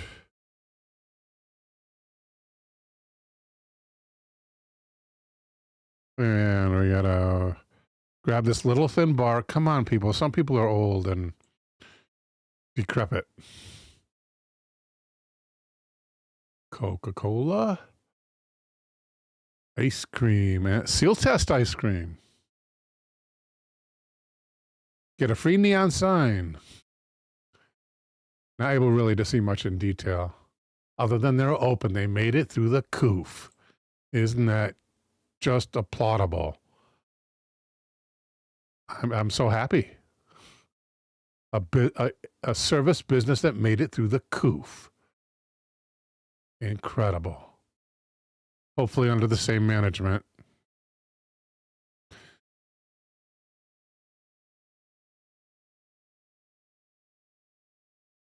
And we are here. Next up at 41 minutes past the hour, a suggestion from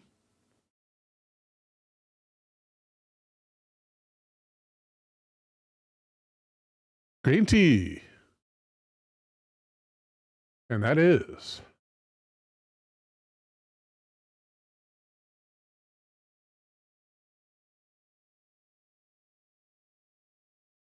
come on, paste. It's not pasting.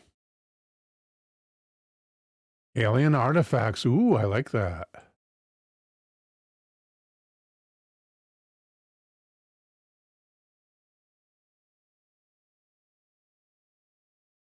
Alien, nothing debunky, people.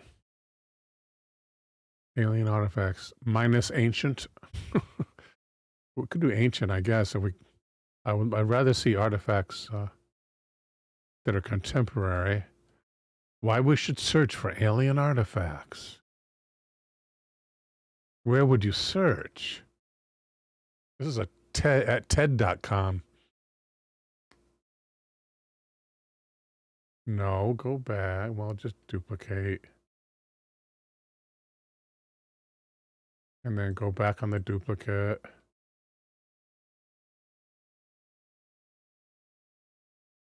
Why we should search for alien artifacts. We don't usually go to TED Talks. Oh, it's like they are in Zurich? I didn't realize they were like an organization. I didn't realize they were a foreign organization. Where's the bar on the side? with the little bar on the side to grab and pull it down and see the rest of the page. I can do it with my cursor. Uh-oh, is that playing a YouTube video? I am ski rude.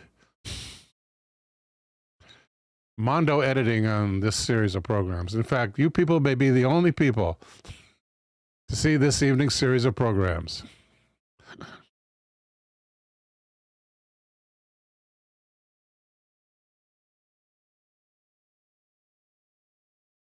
There's no bar over here to pull it down. Bad web design at TED Talks. And nothing related to the link.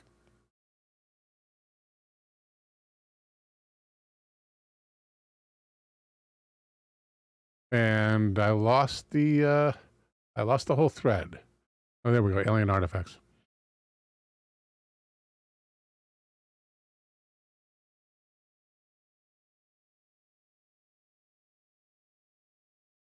Extraterrestrial evidence. 10 incredible findings about aliens. Oumuamua, of course. I have an Oumuamua video coming up. This, where's the thing? The thing with the thing and the thing. Where's the thing? Right here. I have a outer space episode coming up on Vraniak and on Banned by YouTube. This coming Wednesday. Oumuamua is part of it. It's something like threats from outer space, something like that.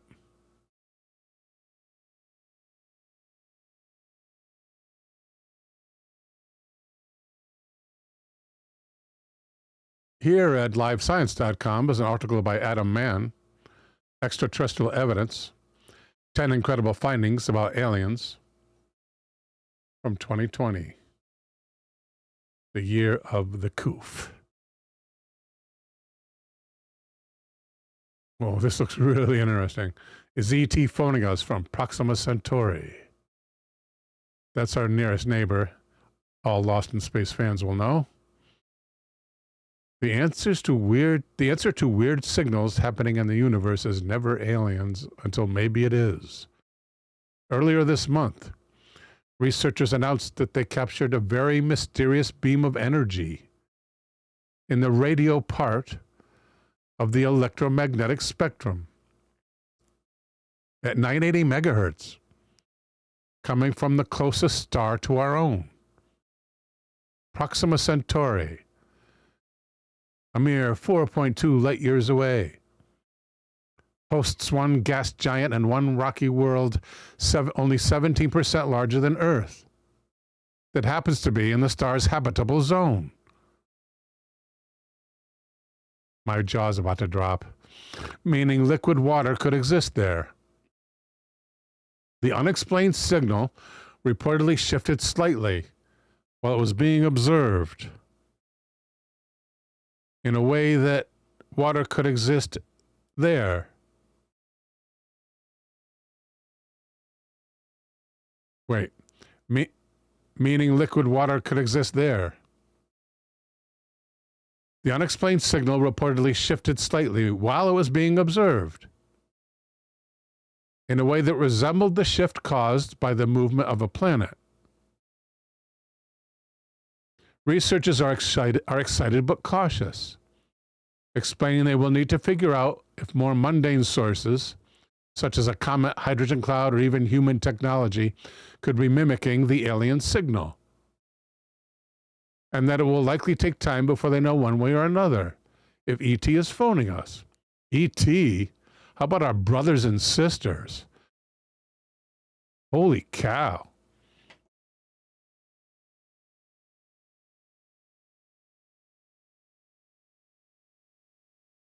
Alien bacteria might live in the clouds of Venus. Yeah, I've heard that one before. Oumuamua could still be an alien artifact.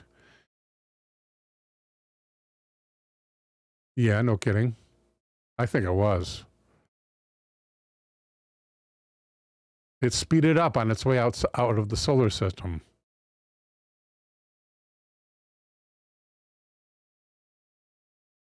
I think it's automated. It was automated. Tune in this coming Wednesday. That video drops early in the morning. The Oumuamua video. Navy declassifies UFO videos. We did an episode on that. Milky Way could be teeming with ocean worlds, so they found a lot of them so far. Earth bugs breathe hydrogen, maybe aliens do too. Life could live around a black hole, but not for very long. 1,000 places from which ET could be watching us. Okay, let's list them.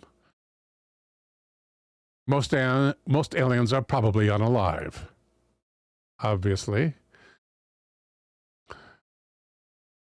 Imagine exploring a dead alien civilization on another world. That'd be rockin', man. Rock and roll. What, did I miss a title? We should be open-minded. I thought they were going to do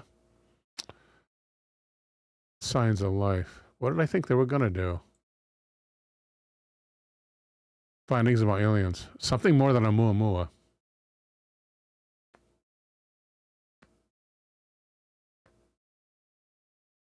Five alleged. Oh, that's debunky.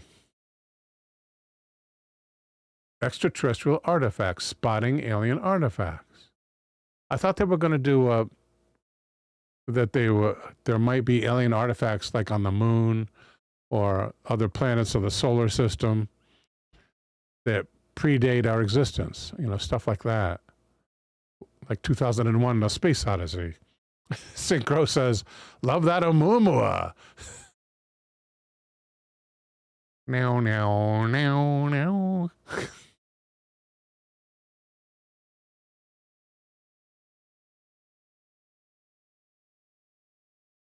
Astronomer Avi Loeb says aliens have visited, and he's not kidding. Can we detect alien artifacts at Astronomy Magazine?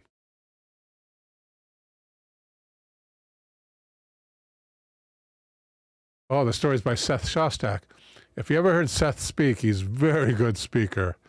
And he's also, I think he must be the CEO of the SETI organization. He's certainly their most vocal spokesman.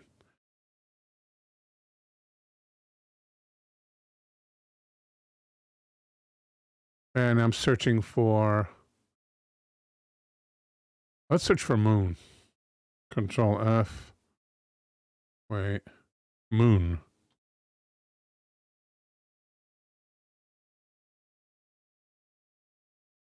Since the time of the classical Greeks, many scholars have assumed that life was everywhere, even though they lacked the technical means to find it. By the 19th century, European novelists were writing stories about sophisticated inhabitants of our moon. And a century later, both scientists and the public were convinced that Mars was teeming with clever beings who had built massive irrigation structures visible from earthly telescopes. Even though the idea of lunar life is now considered foolish and the belief in canals on Mars has evaporated, the hope of discovering life beyond Earth has intensified.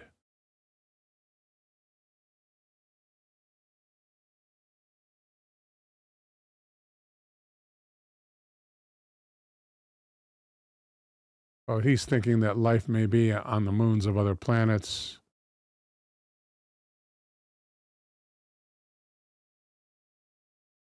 I thought he was going to talk about the idea that we might find evidence of aliens having visited the moon. Be an excellent staging platform.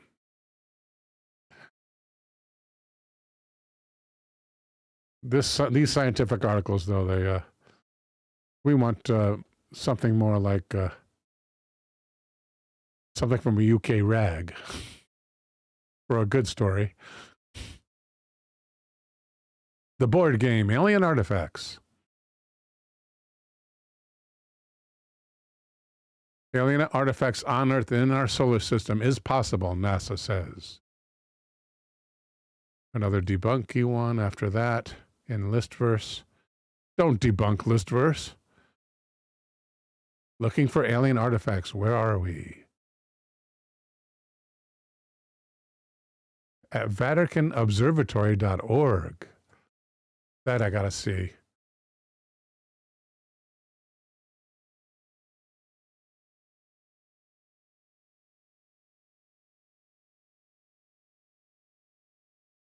Here's a story by Christopher Graney entitled Looking for Alien Artifacts. Where are we?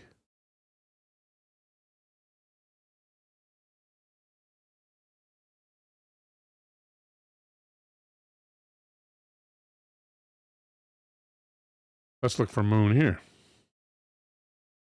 It's still there. One of the many things that Adam Frank, author of the book, The Little Book of Aliens, discusses is the idea of artifacts left by aliens visiting our solar system. Here's what I was looking for. He notes that the various pieces of equipment that we have placed on the moon since the 1960s will stay intact and discoverable for possibly millions of years or more. Unless the moon gets destroyed, right? Billions of years. Thanks to the lack of weather on the moon to degrade them.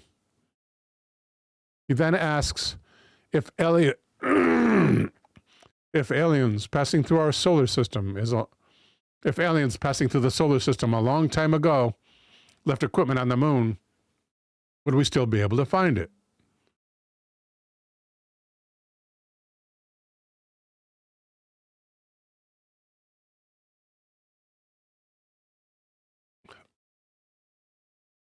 The answer is yes, we should be able to. He says, noting the kinds of searches that are just becoming possible, we should direct some of the effort we expend on exploring the solar system toward looking for stuff left behind by aliens. What are these kinds of searches? Using an AI to scan vast numbers of high-resolution images of the moon for anomalies is one example Frank gives. Looking for ancient alien equipment in those parts of the solar system where orbits can be stable for long periods of time is another. Stable orbits. Frank describes how he was first, what do they call that? Lagrange points. Frank describes how he was first brought around to the idea of hunting for alien artifacts by a 2020 presentation of alien lurkers. Whatever lurkers is, it's not a link. It looks like it's maybe a TV show or with some future space telescope we discover a planet orbiting another star, presumably not too far from Earth. Within the planet's light are clear signs of life. Frank says as soon as we develop that technology and the technology to send a probe there and study the planet more carefully,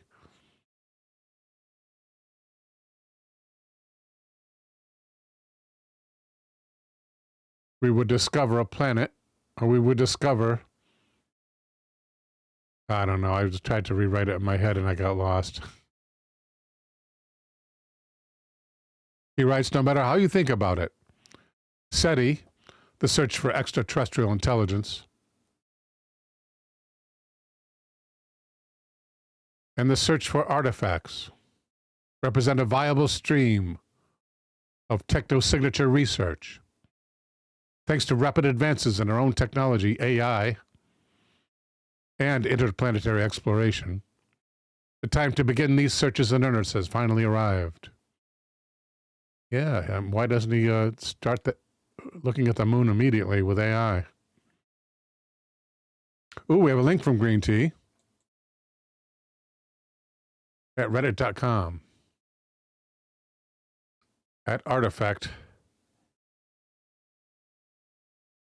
at Artifact Corn. Ubaid lizard people figurines. Pre-Sumerian. Between 6,500 and 4,000 years before Christ. Were discovered in 1919 at Tal al-Ubaid. Many similar figurines were discovered, including a lizard woman breastfeeding a child. Wow. Now that is freaky.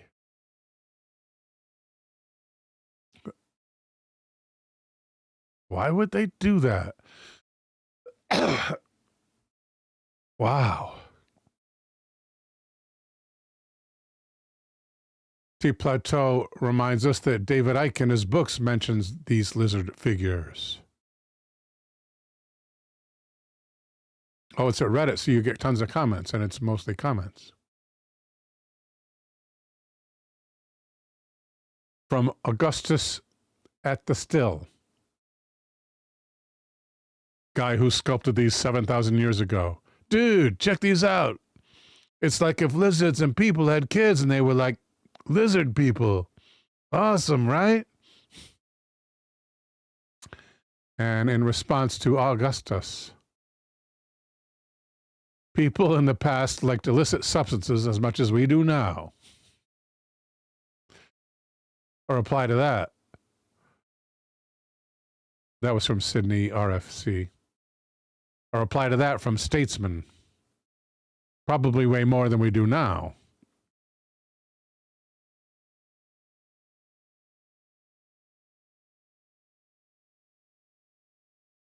And from some account that was deleted. In response to that, we have furries right now. Why not back then? And in reply to that, by This Party Rules, there's a 40,000-year-old Lion Man figurine carved out of mammoth ivory. Nice. Let's check that out. If we can we copy that? Why can't we copy Reddit? You gotta be kidding me. Reddit has copy protection? Give me a break. I just wanted to search for it, dude. And now it works. I'm not going to question that. Let's go there to images.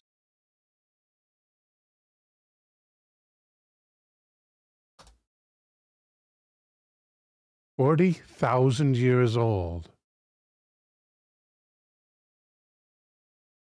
Is this huge? This is huge. Let's take a real close look at it.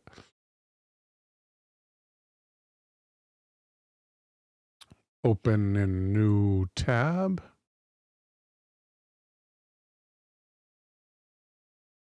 Mammoth ivory.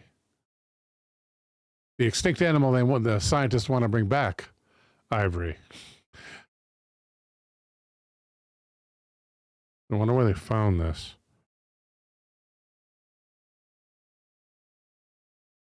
And the resolution on this picture is excellent.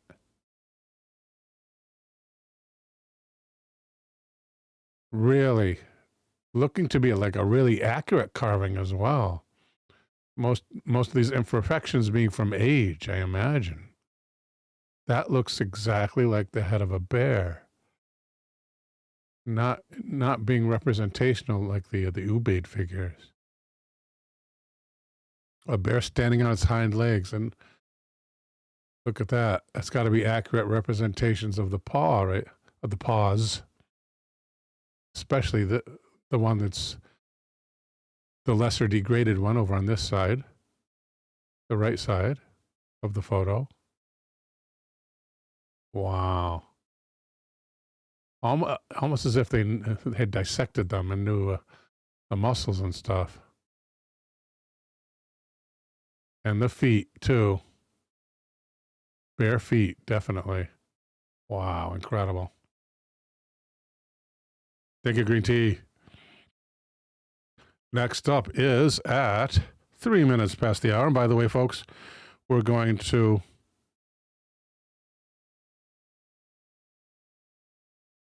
run 40 minutes long this evening. So whenever you normally leave the show, stick around. We're doing 40 more minutes. And the next suggestion is from,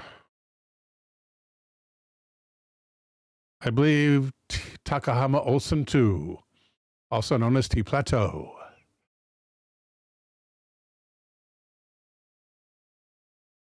To wit,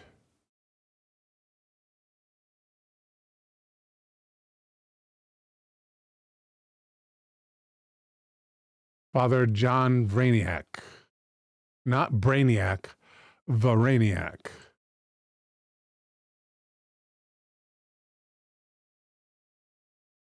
Thank you, T Plateau.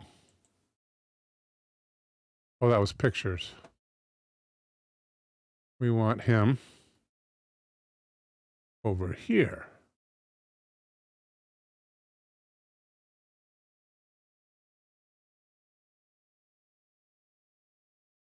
First listing, the Find a Grave Memorial. Why not?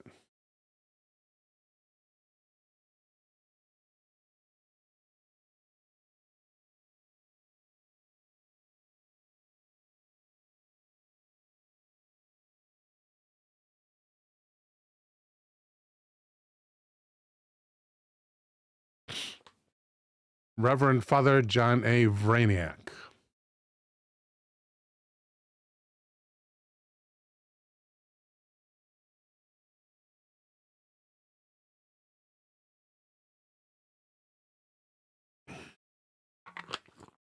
This is mango. It's so good. New flavor that's been introduced by Crystal Light and competitors. So popular that they're now doing variations on it. There's like now that first they had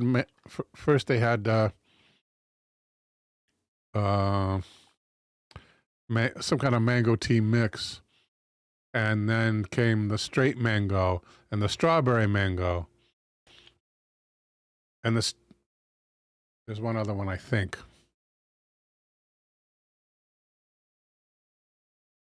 This newspaper, can we look at what the article says? There's a little, what can we do? No, I don't think so. Photo added. Let's try it.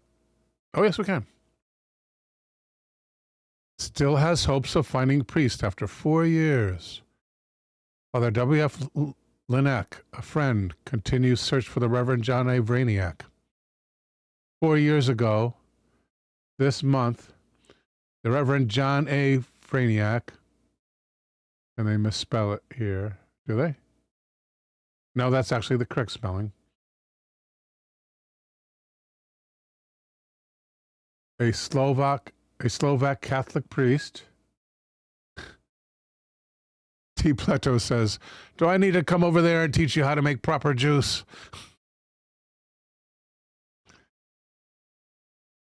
Disappeared in St. Louis. And most of his acquaintances and the general public have given him up for unalive long since. But one friend continues the search, heartened by persistent rumors that Father Vraniak is still alive. The friend is a brother priest, the Reverend W.F. Linek, pastor of the Church of St. John of...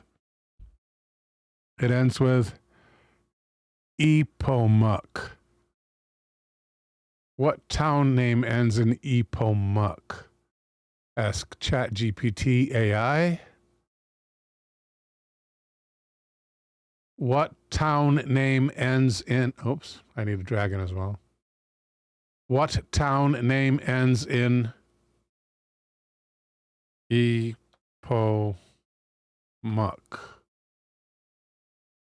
But turn the dragon off first. Epomuk.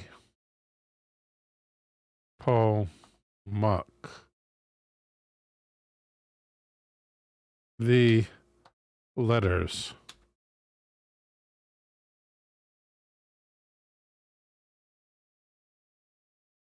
Nepomuk, a town in the Czech Republic, Slavic, located in the Pizen region, It is the best-known birthplace of St. John of Nepomuk, the national saint of Bohemia.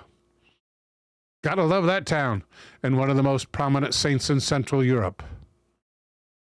Let me know if you're looking for a town with that suffix in a different country language. No, that's the one, pal. Good job there, AI.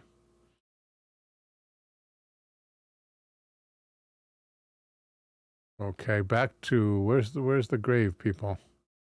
X out. Okay.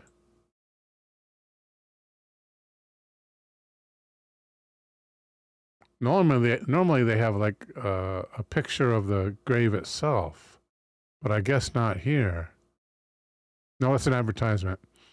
Add photos, add request photo, photo added, photos 1. That's the only photo. All right, let's find out what his deal is.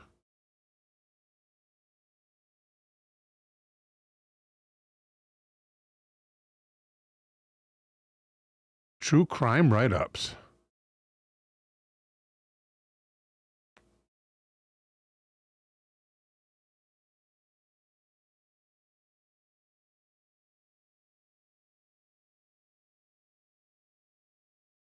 The Unsolved Mystery of Father John Vraniak, written by Benjamin Hayes at truecrimewriteups.com.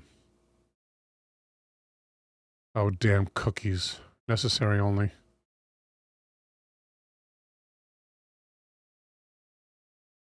John Vraniak's story. Oh, badly formatted.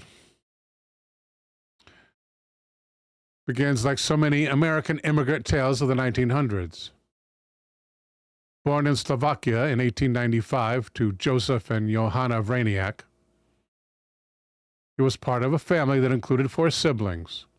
Older brother Adolf and younger siblings Franco. Well, what are the odds you'd have 2 brothers named Adolf and Franco? Joseph and Apollona. When John was just 12 years old, the family made the brave journey to America in 1907, eventually settling in West Pike Run, Pennsylvania, among a thriving community of Slovak immigrants. What set John apart was his dedication to education and his calling to the priesthood. He attended St. Procopius, now Benedictine University, an institution specifically founded to educate Czech and Slovak young men. John wasn't just a student there. He was an active contributor to campus life, serving as an editor for the college publication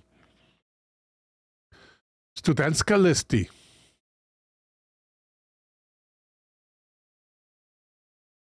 That's probably not how you pronounce Listy, but one particularly intriguing detail is an article he published around 1916, which would have been at age 21,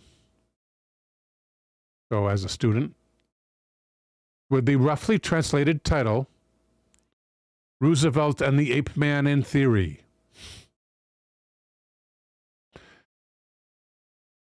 Teddy, obviously. Written entirely in Slovak. I didn't know Slovak was a language. Slovak's a language? Wow, you learn something new every day. Its exact meaning remains a mystery, but it shows a young man engaged with the political and intellectual currents of his time. I wish we could find that article. The odds are against it, however.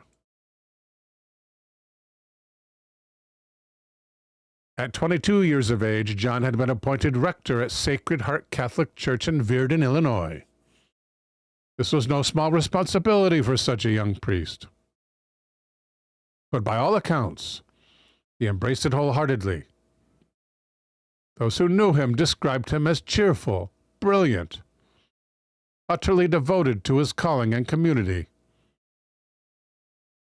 He seemed to embody the best of what a community leader could be. He stood 5'6" and weighed about 150 pounds. a slight build. But his impact on Virden was enormous. He did not just tend to his Catholic parishioners. He reached across denominational lines, earning respect from both Catholics and Protestants. He was a man of action. He organized the church baseball team called the Virden Slovaks, bringing sports and community together. He purchased a Presbyterian church to convert into a parish hall. A parish hall, showing both his vision for community building and his ability to work across religious boundaries. On what would be his final day, his plans were completely ordinary. He needed to make an 85-mile journey to St. Louis to purchase things for an upcoming church bazaar, the kind of community event he was known for organizing. He also planned to invite his friend and fellow priest, Father V.F. Vraniak, to attend a church event. Vraniak served as pastor of Holy Trinity Slovak Catholic Church on Rutger Street in St. Louis. And the two priests built a friendship. John's itinerary reads like a shopping trip. He stopped by Father Vraniak's home sometime before noon, but his friend wasn't there, so he left a message. He then went about his errands, purchasing items at Butler Brothers on 18th and Olive, and at Rick Stick's Dry Goods on 10th and Washington. Witnesses saw him at Butler Brothers as late as 2:30 p.m. His final plan was to stop at Mount Olive, Illinois, where he intended to invite another priest, Father Charles Naparek, to the same church event. Probably the bazaar. Maybe not, no. They would have said bazaar, right? Must be a different event. This was clearly a man going about his normal business. But at 12:15 a.m. on March the 6th, John's Buick Coupe was found abandoned at Elman Main Street in St. Louis's business district, near the Mississippi River. The tragic irony is that the police initially didn't realize they were looking for evidence of a crime. They assumed the car had been abandoned by its owner and simply towed it to the police garage. It was not until concerned parishioners from Virden traveled to St. Louis to report John missing that police began to understand the situation. A community so worried about their beloved priest, they made the journey themselves to raise the alarm. The search that followed was extensive and gained national attention. John's disappearance appeared on front pages across the country, a testament to how unusual and concerning his vanishing was. Hospitals were searched. A garage owner in Venice, Illinois, claimed to have repaired John's car on Monday, and police found his account credible. Venice sits just outside St. Louis on the route between St. Louis and Virden, making this sighting plausible and adding another piece to the puzzle. The abandoned car held the only real clues to John's fate, and they painted a disturbing picture. Papers were scattered on the front seat, seemingly fallen from pockets during a struggle. Damn, that's just debased to attack a holy man like that. Any holy man. To take, what could the motive have been? He was a priest.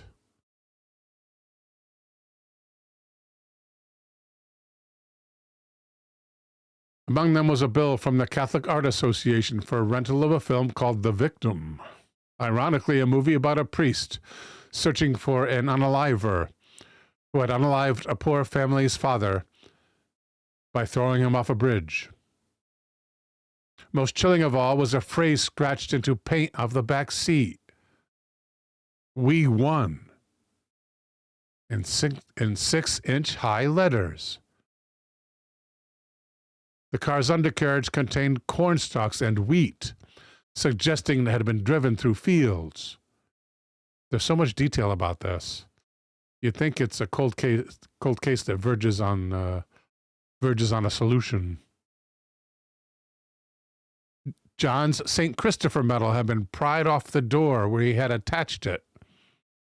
A particularly cruel detail that suggests his attackers knew of its significance to him. The investigation produced several theories, each more troubling than the last. Police initially suggested John might have voluntarily left the priesthood. Anonymous phone calls claimed he had been assaulted by highwaymen or used racial slurs to describe his attackers. But these seemed designed to misdirect.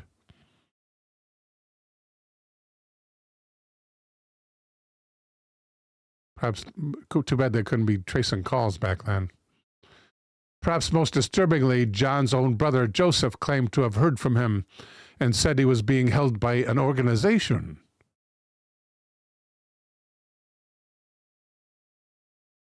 But could not provide details because police had asked him to stay quiet. Newspaper reports of this claim varied significantly, making it difficult to determine what Joseph actually said or whether he said anything at all.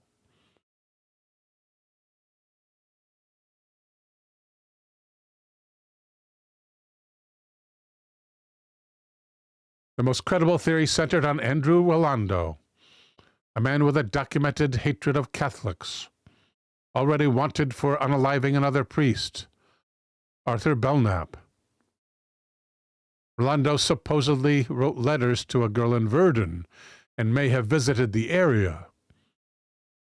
However, beyond his anti-Catholic sentiments and possible presence in the vicinity, there was no evidence to build a case against him. The parishioners of Verdun offered a $1,500 reward for information of John's whereabouts, equivalent to $25,000 today.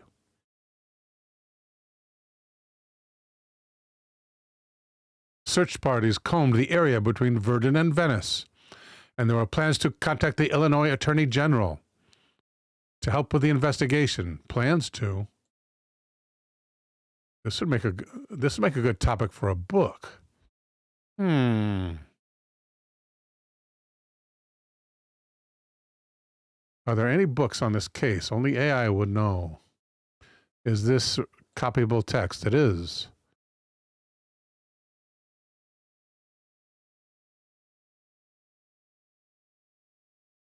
Where'd AI go? Did I X out of AI? No, here it is.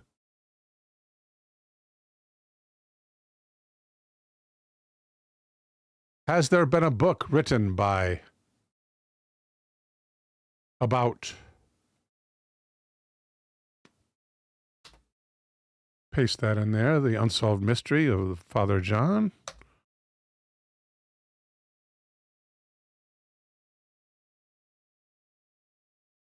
Yes, there is indeed a book titled The Unsolved Mystery of Father John Vraniak, authored by Benjamin Hayes, published on May 1st, 2025.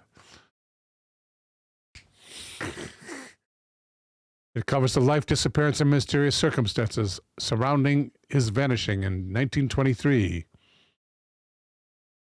It spans his early life, his impact on the community, and the perplexing clues and theories that have kept the case alive nearly 100 years later. More than 100 years later. No longer nearly.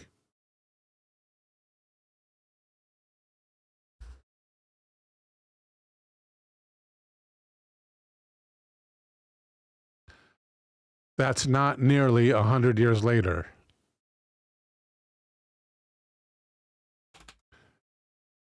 That is more than 100 years later.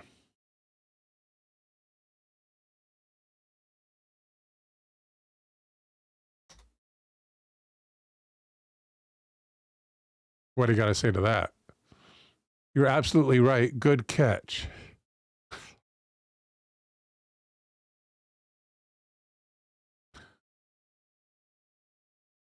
Are you the highest version of ChatGPT available for free use?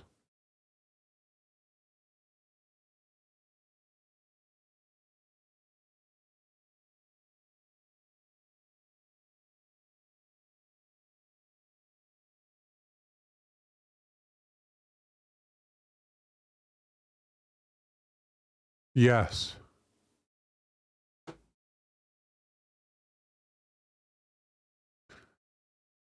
Do better. AI's scary, man. AI's gonna mess us up. It's gonna be insane. And it's gonna be quick. It's like the Industrial Revolution or the Internet Revolution. It's gonna be like, I got a feeling. But much faster than the Internet Revolution.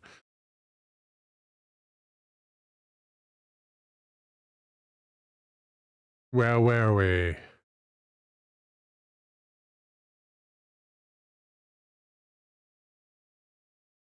We were at Find a Grave for the father, and then do we go back here? Usually I put in my brain what color the tab is. Here we go. Where it's supposed to be, right after the search button.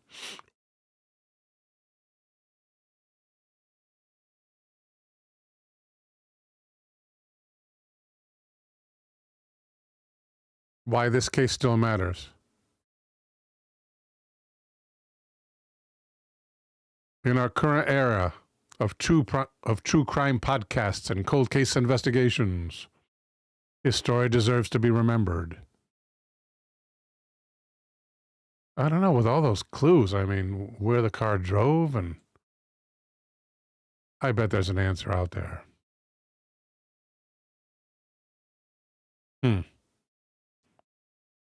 Oh, this is written by Benjamin Hayes. Benjamin Hayes is a blogger with a passion for true crime and unresolved mysteries. Did he write this article before publishing the book? This is about the book at True Crime Write-Ups. Title, author, publication date. Okay. Thank you, T Plateau.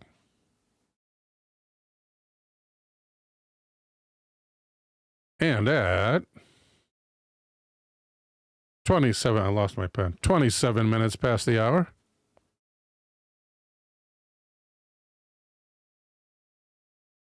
Oh, I had hoped to do 2 suggestions. Oh, I'm going to have to choose between suggestions. Oh, that is difficult. Okay. We're only 13 minutes away now from the end of the show. That's just about right from one suggestion. So my apologies to either Gotchaman or Infinite Sky. That's the hardest part of my job. Let's go to edit. We'll see what Gotchaman's was.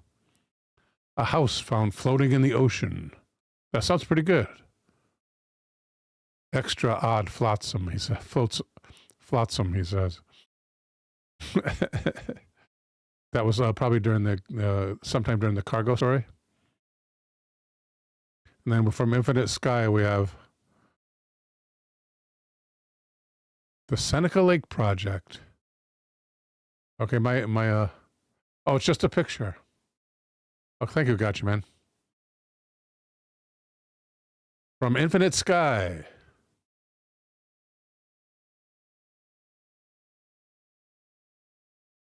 The suggestion is that we find out about. It's still not pasting. The Seneca Lake Project.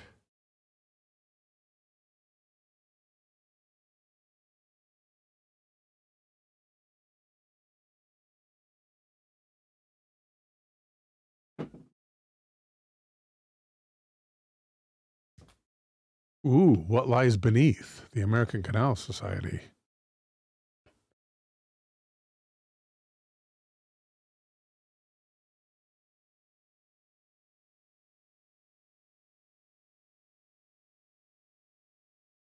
Underwater imaging of Seneca Lake Canal shipwrecks.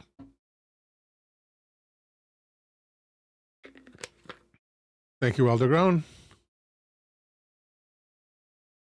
Oh, that even sounds better.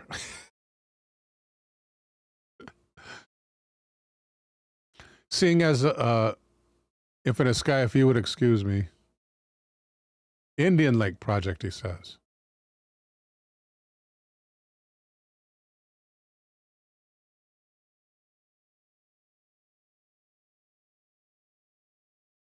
Okay, yeah, we got to go with Indian Lake Project.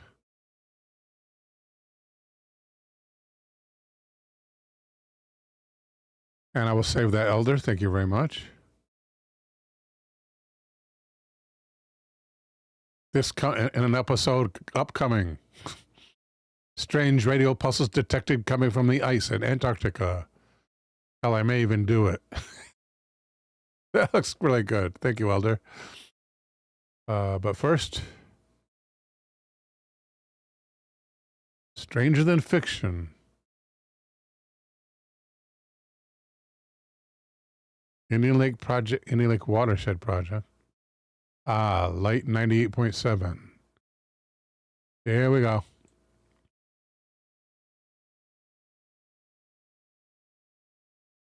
Synchro saying, or agreeing with Eldergrown, saying that looks like a great story.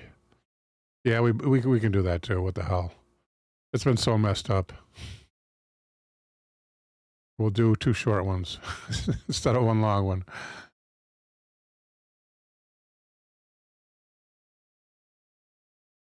Shorter. This story at light987.com is written by Beth. It's entitled Weird New York, The Unexplained Mystery of the Indian Lake Project. And Beth begins. The mystery of the Indian Lake Project has never been unraveled, but the tale of a secret project that experimented on children.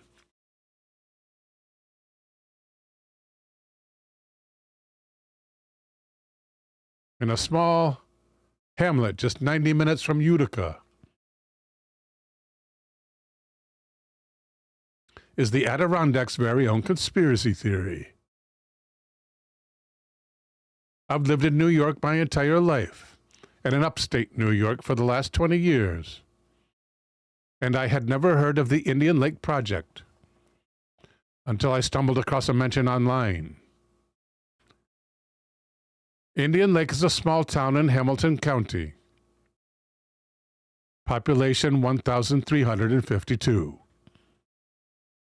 The town's name comes from the lake of the same name,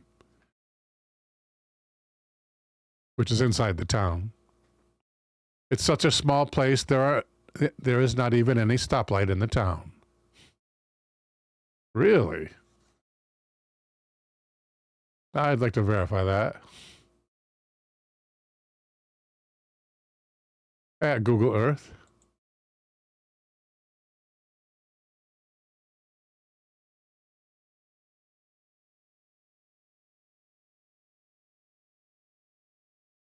Indian Lake.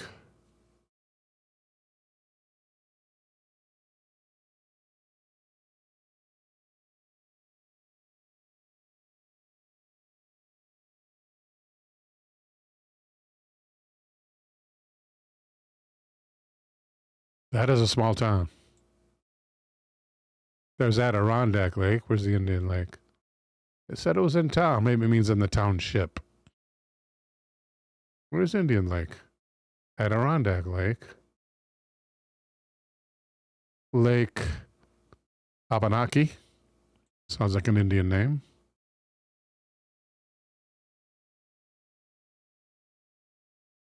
And Indian Lake. That's a huge lake. That's a pretty big lake. It's much bigger than the town itself. So let's go where the most busiest intersection must be. Right there.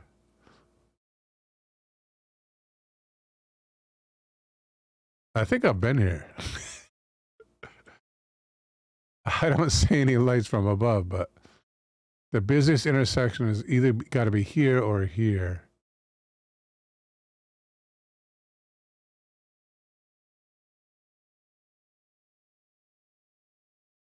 Yeah, it's either one of those. First, we'll check this one out.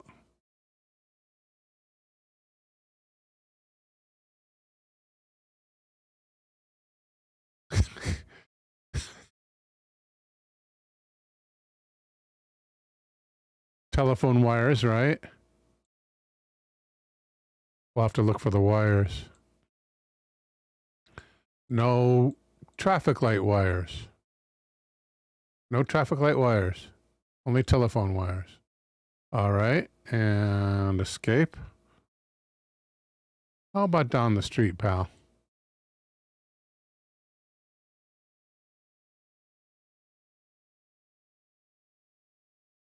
Telephone wires, and telephone wires. But no stoplight. That is it. In fact, we would be able to see it from here. Why not just back up a little? What a maroon. Bugs Bunny. What a maroon.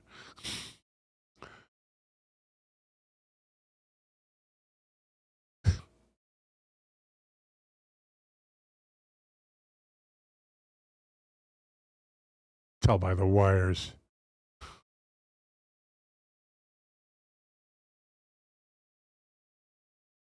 No traffic light.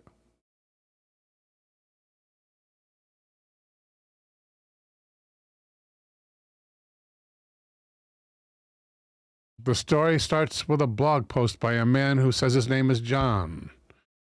He tells how a metal box discovered by his uncle came into his hands. Quote, in 1997, my uncle was hiking in a wooded area around Wooded Lake, around Indian Lake. Pardon me. In the state of New York. He tripped on what he thought was a tree root sticking slightly above the ground. Oh, there they go. Indian Lake.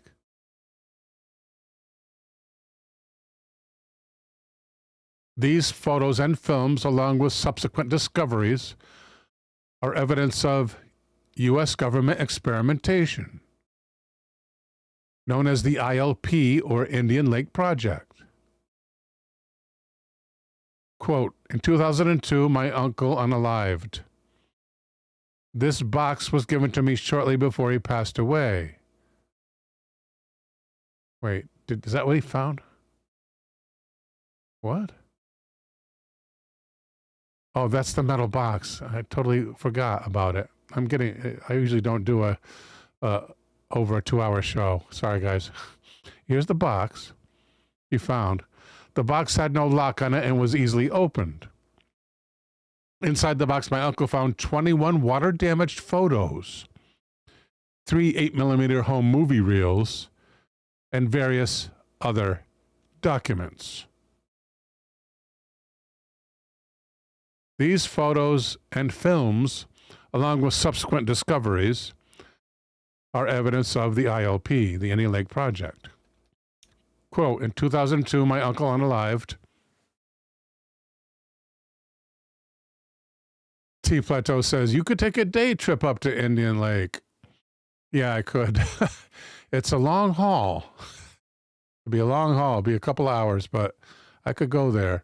I've been there before. It's like, despite the isolated nature in upstate New York, it's actually somewhat of a tourist attraction. So you got a lot of places with where you can rent cabins up there in that area, the Indian Lake area. I've stayed up there.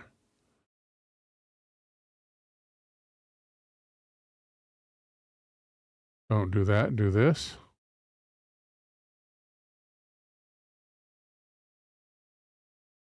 He was afraid of the context in the box that was given to me shortly before he passed, and wished he had never found it. I feel it is my obligation to share its contents and the truth that was buried for 50 years. The blog continues for several years with a final post in 2013. Over the course of those years, the poster shared photos that he said came from the box, along with photos of new discoveries of actual structures in the woods near Indian Lake.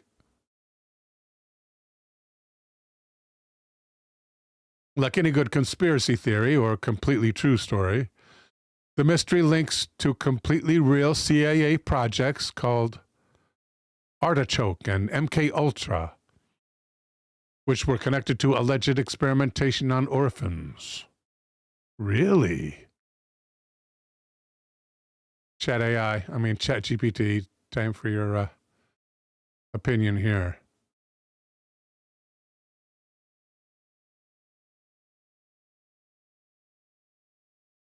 Did any CIA projects ever include experimentation on orphans?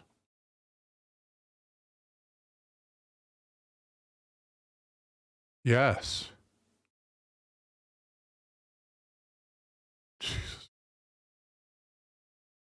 I don't even want to know. This is a family show. Did John stumble across information he was not meant to reveal? Wow. Thank you, Infinite Sky. And coming up at, well, that was about 50 past the hour. No, it wasn't. I'm going to have to do it over again. Question mark. Oh, 30 maybe? No, could have been 30. 40 maybe? It's 40 now. I'm so confused. Oh, but that was the... that was Indian Lake. And at 41 minutes past the hour...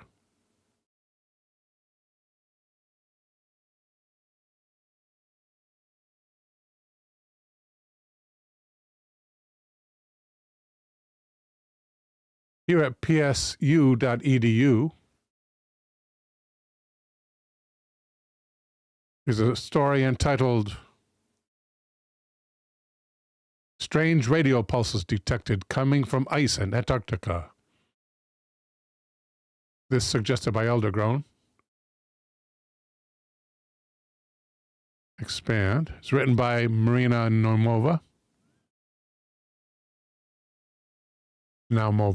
Marina Naumova. Expand, yes, please.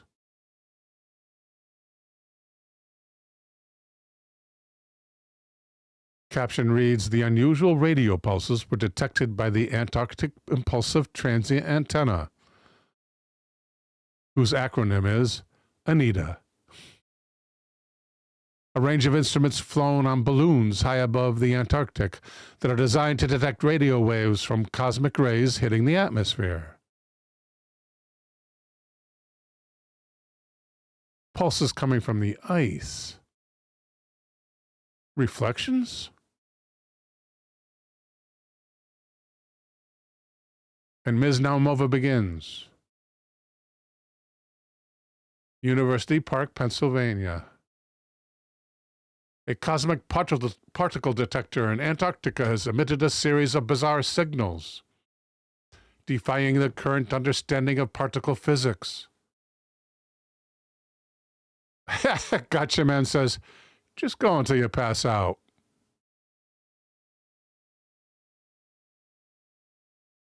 Mike says, looks like they're setting up a concert speaker in that photo.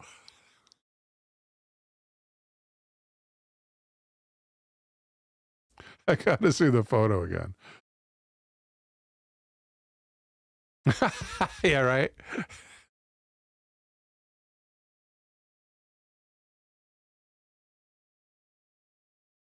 The goal of the experiment is to gain insight into cosmic events.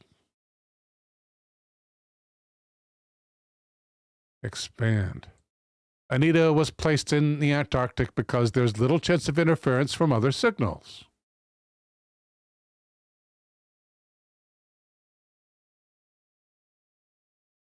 However, quote, the radio waves that we detected were at really steep angles, like 30 degrees below the surface of the ice, said Stephanie Whistle, associate professor of physics who worked on Anita.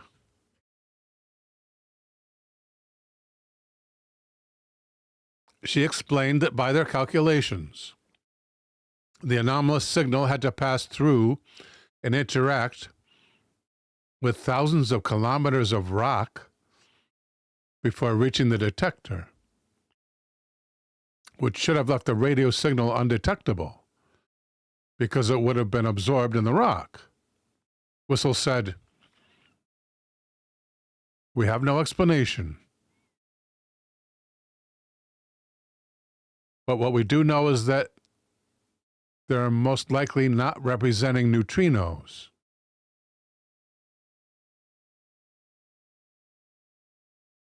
Although that what has to do with the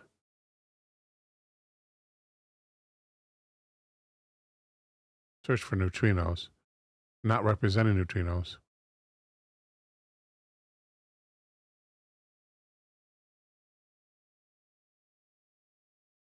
You have 1 billion neutrinos passing through your thumbnail at any moment. But neutrinos don't really interact, she said. So this is a double-edged sword problem. If we detect them, it means they have traveled all this way without interacting with anything else. We could be detecting a neutrino coming from the edge of the observable universe. Once detected and traced to their source, these particles can reveal more about cosmic events. What about it being under the ice? Anita is one of these detectors, which flies on the balloons, I guess, goes up with the balloon.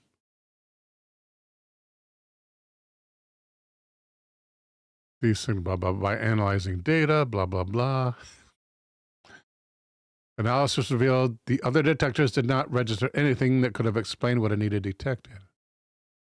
Researchers then cross-referenced signals from other independent detectors. By analyzing data collected from multiple Anita flights and comparing it with mathematical models, researchers were able to filter out background noise and eliminate the possibility of other known particle-based signals.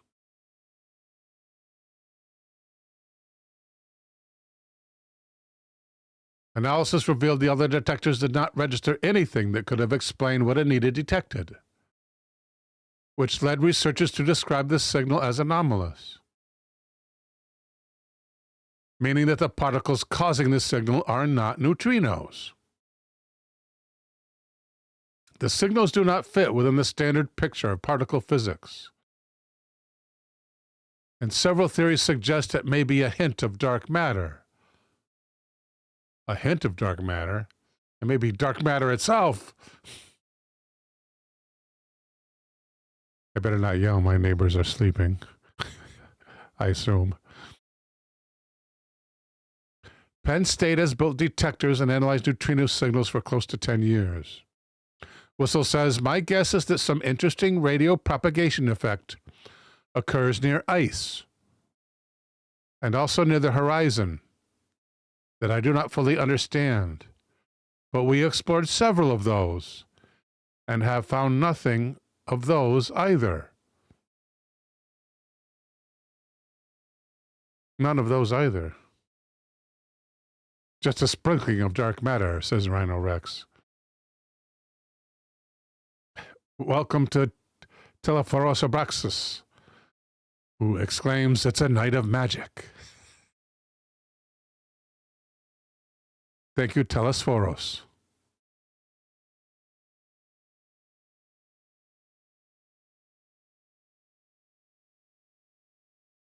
So complete mystery. Thank you, Elder.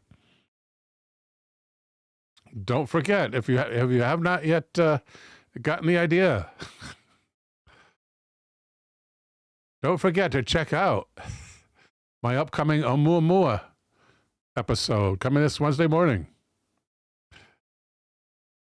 And until next Saturday, may God bless and protect you all.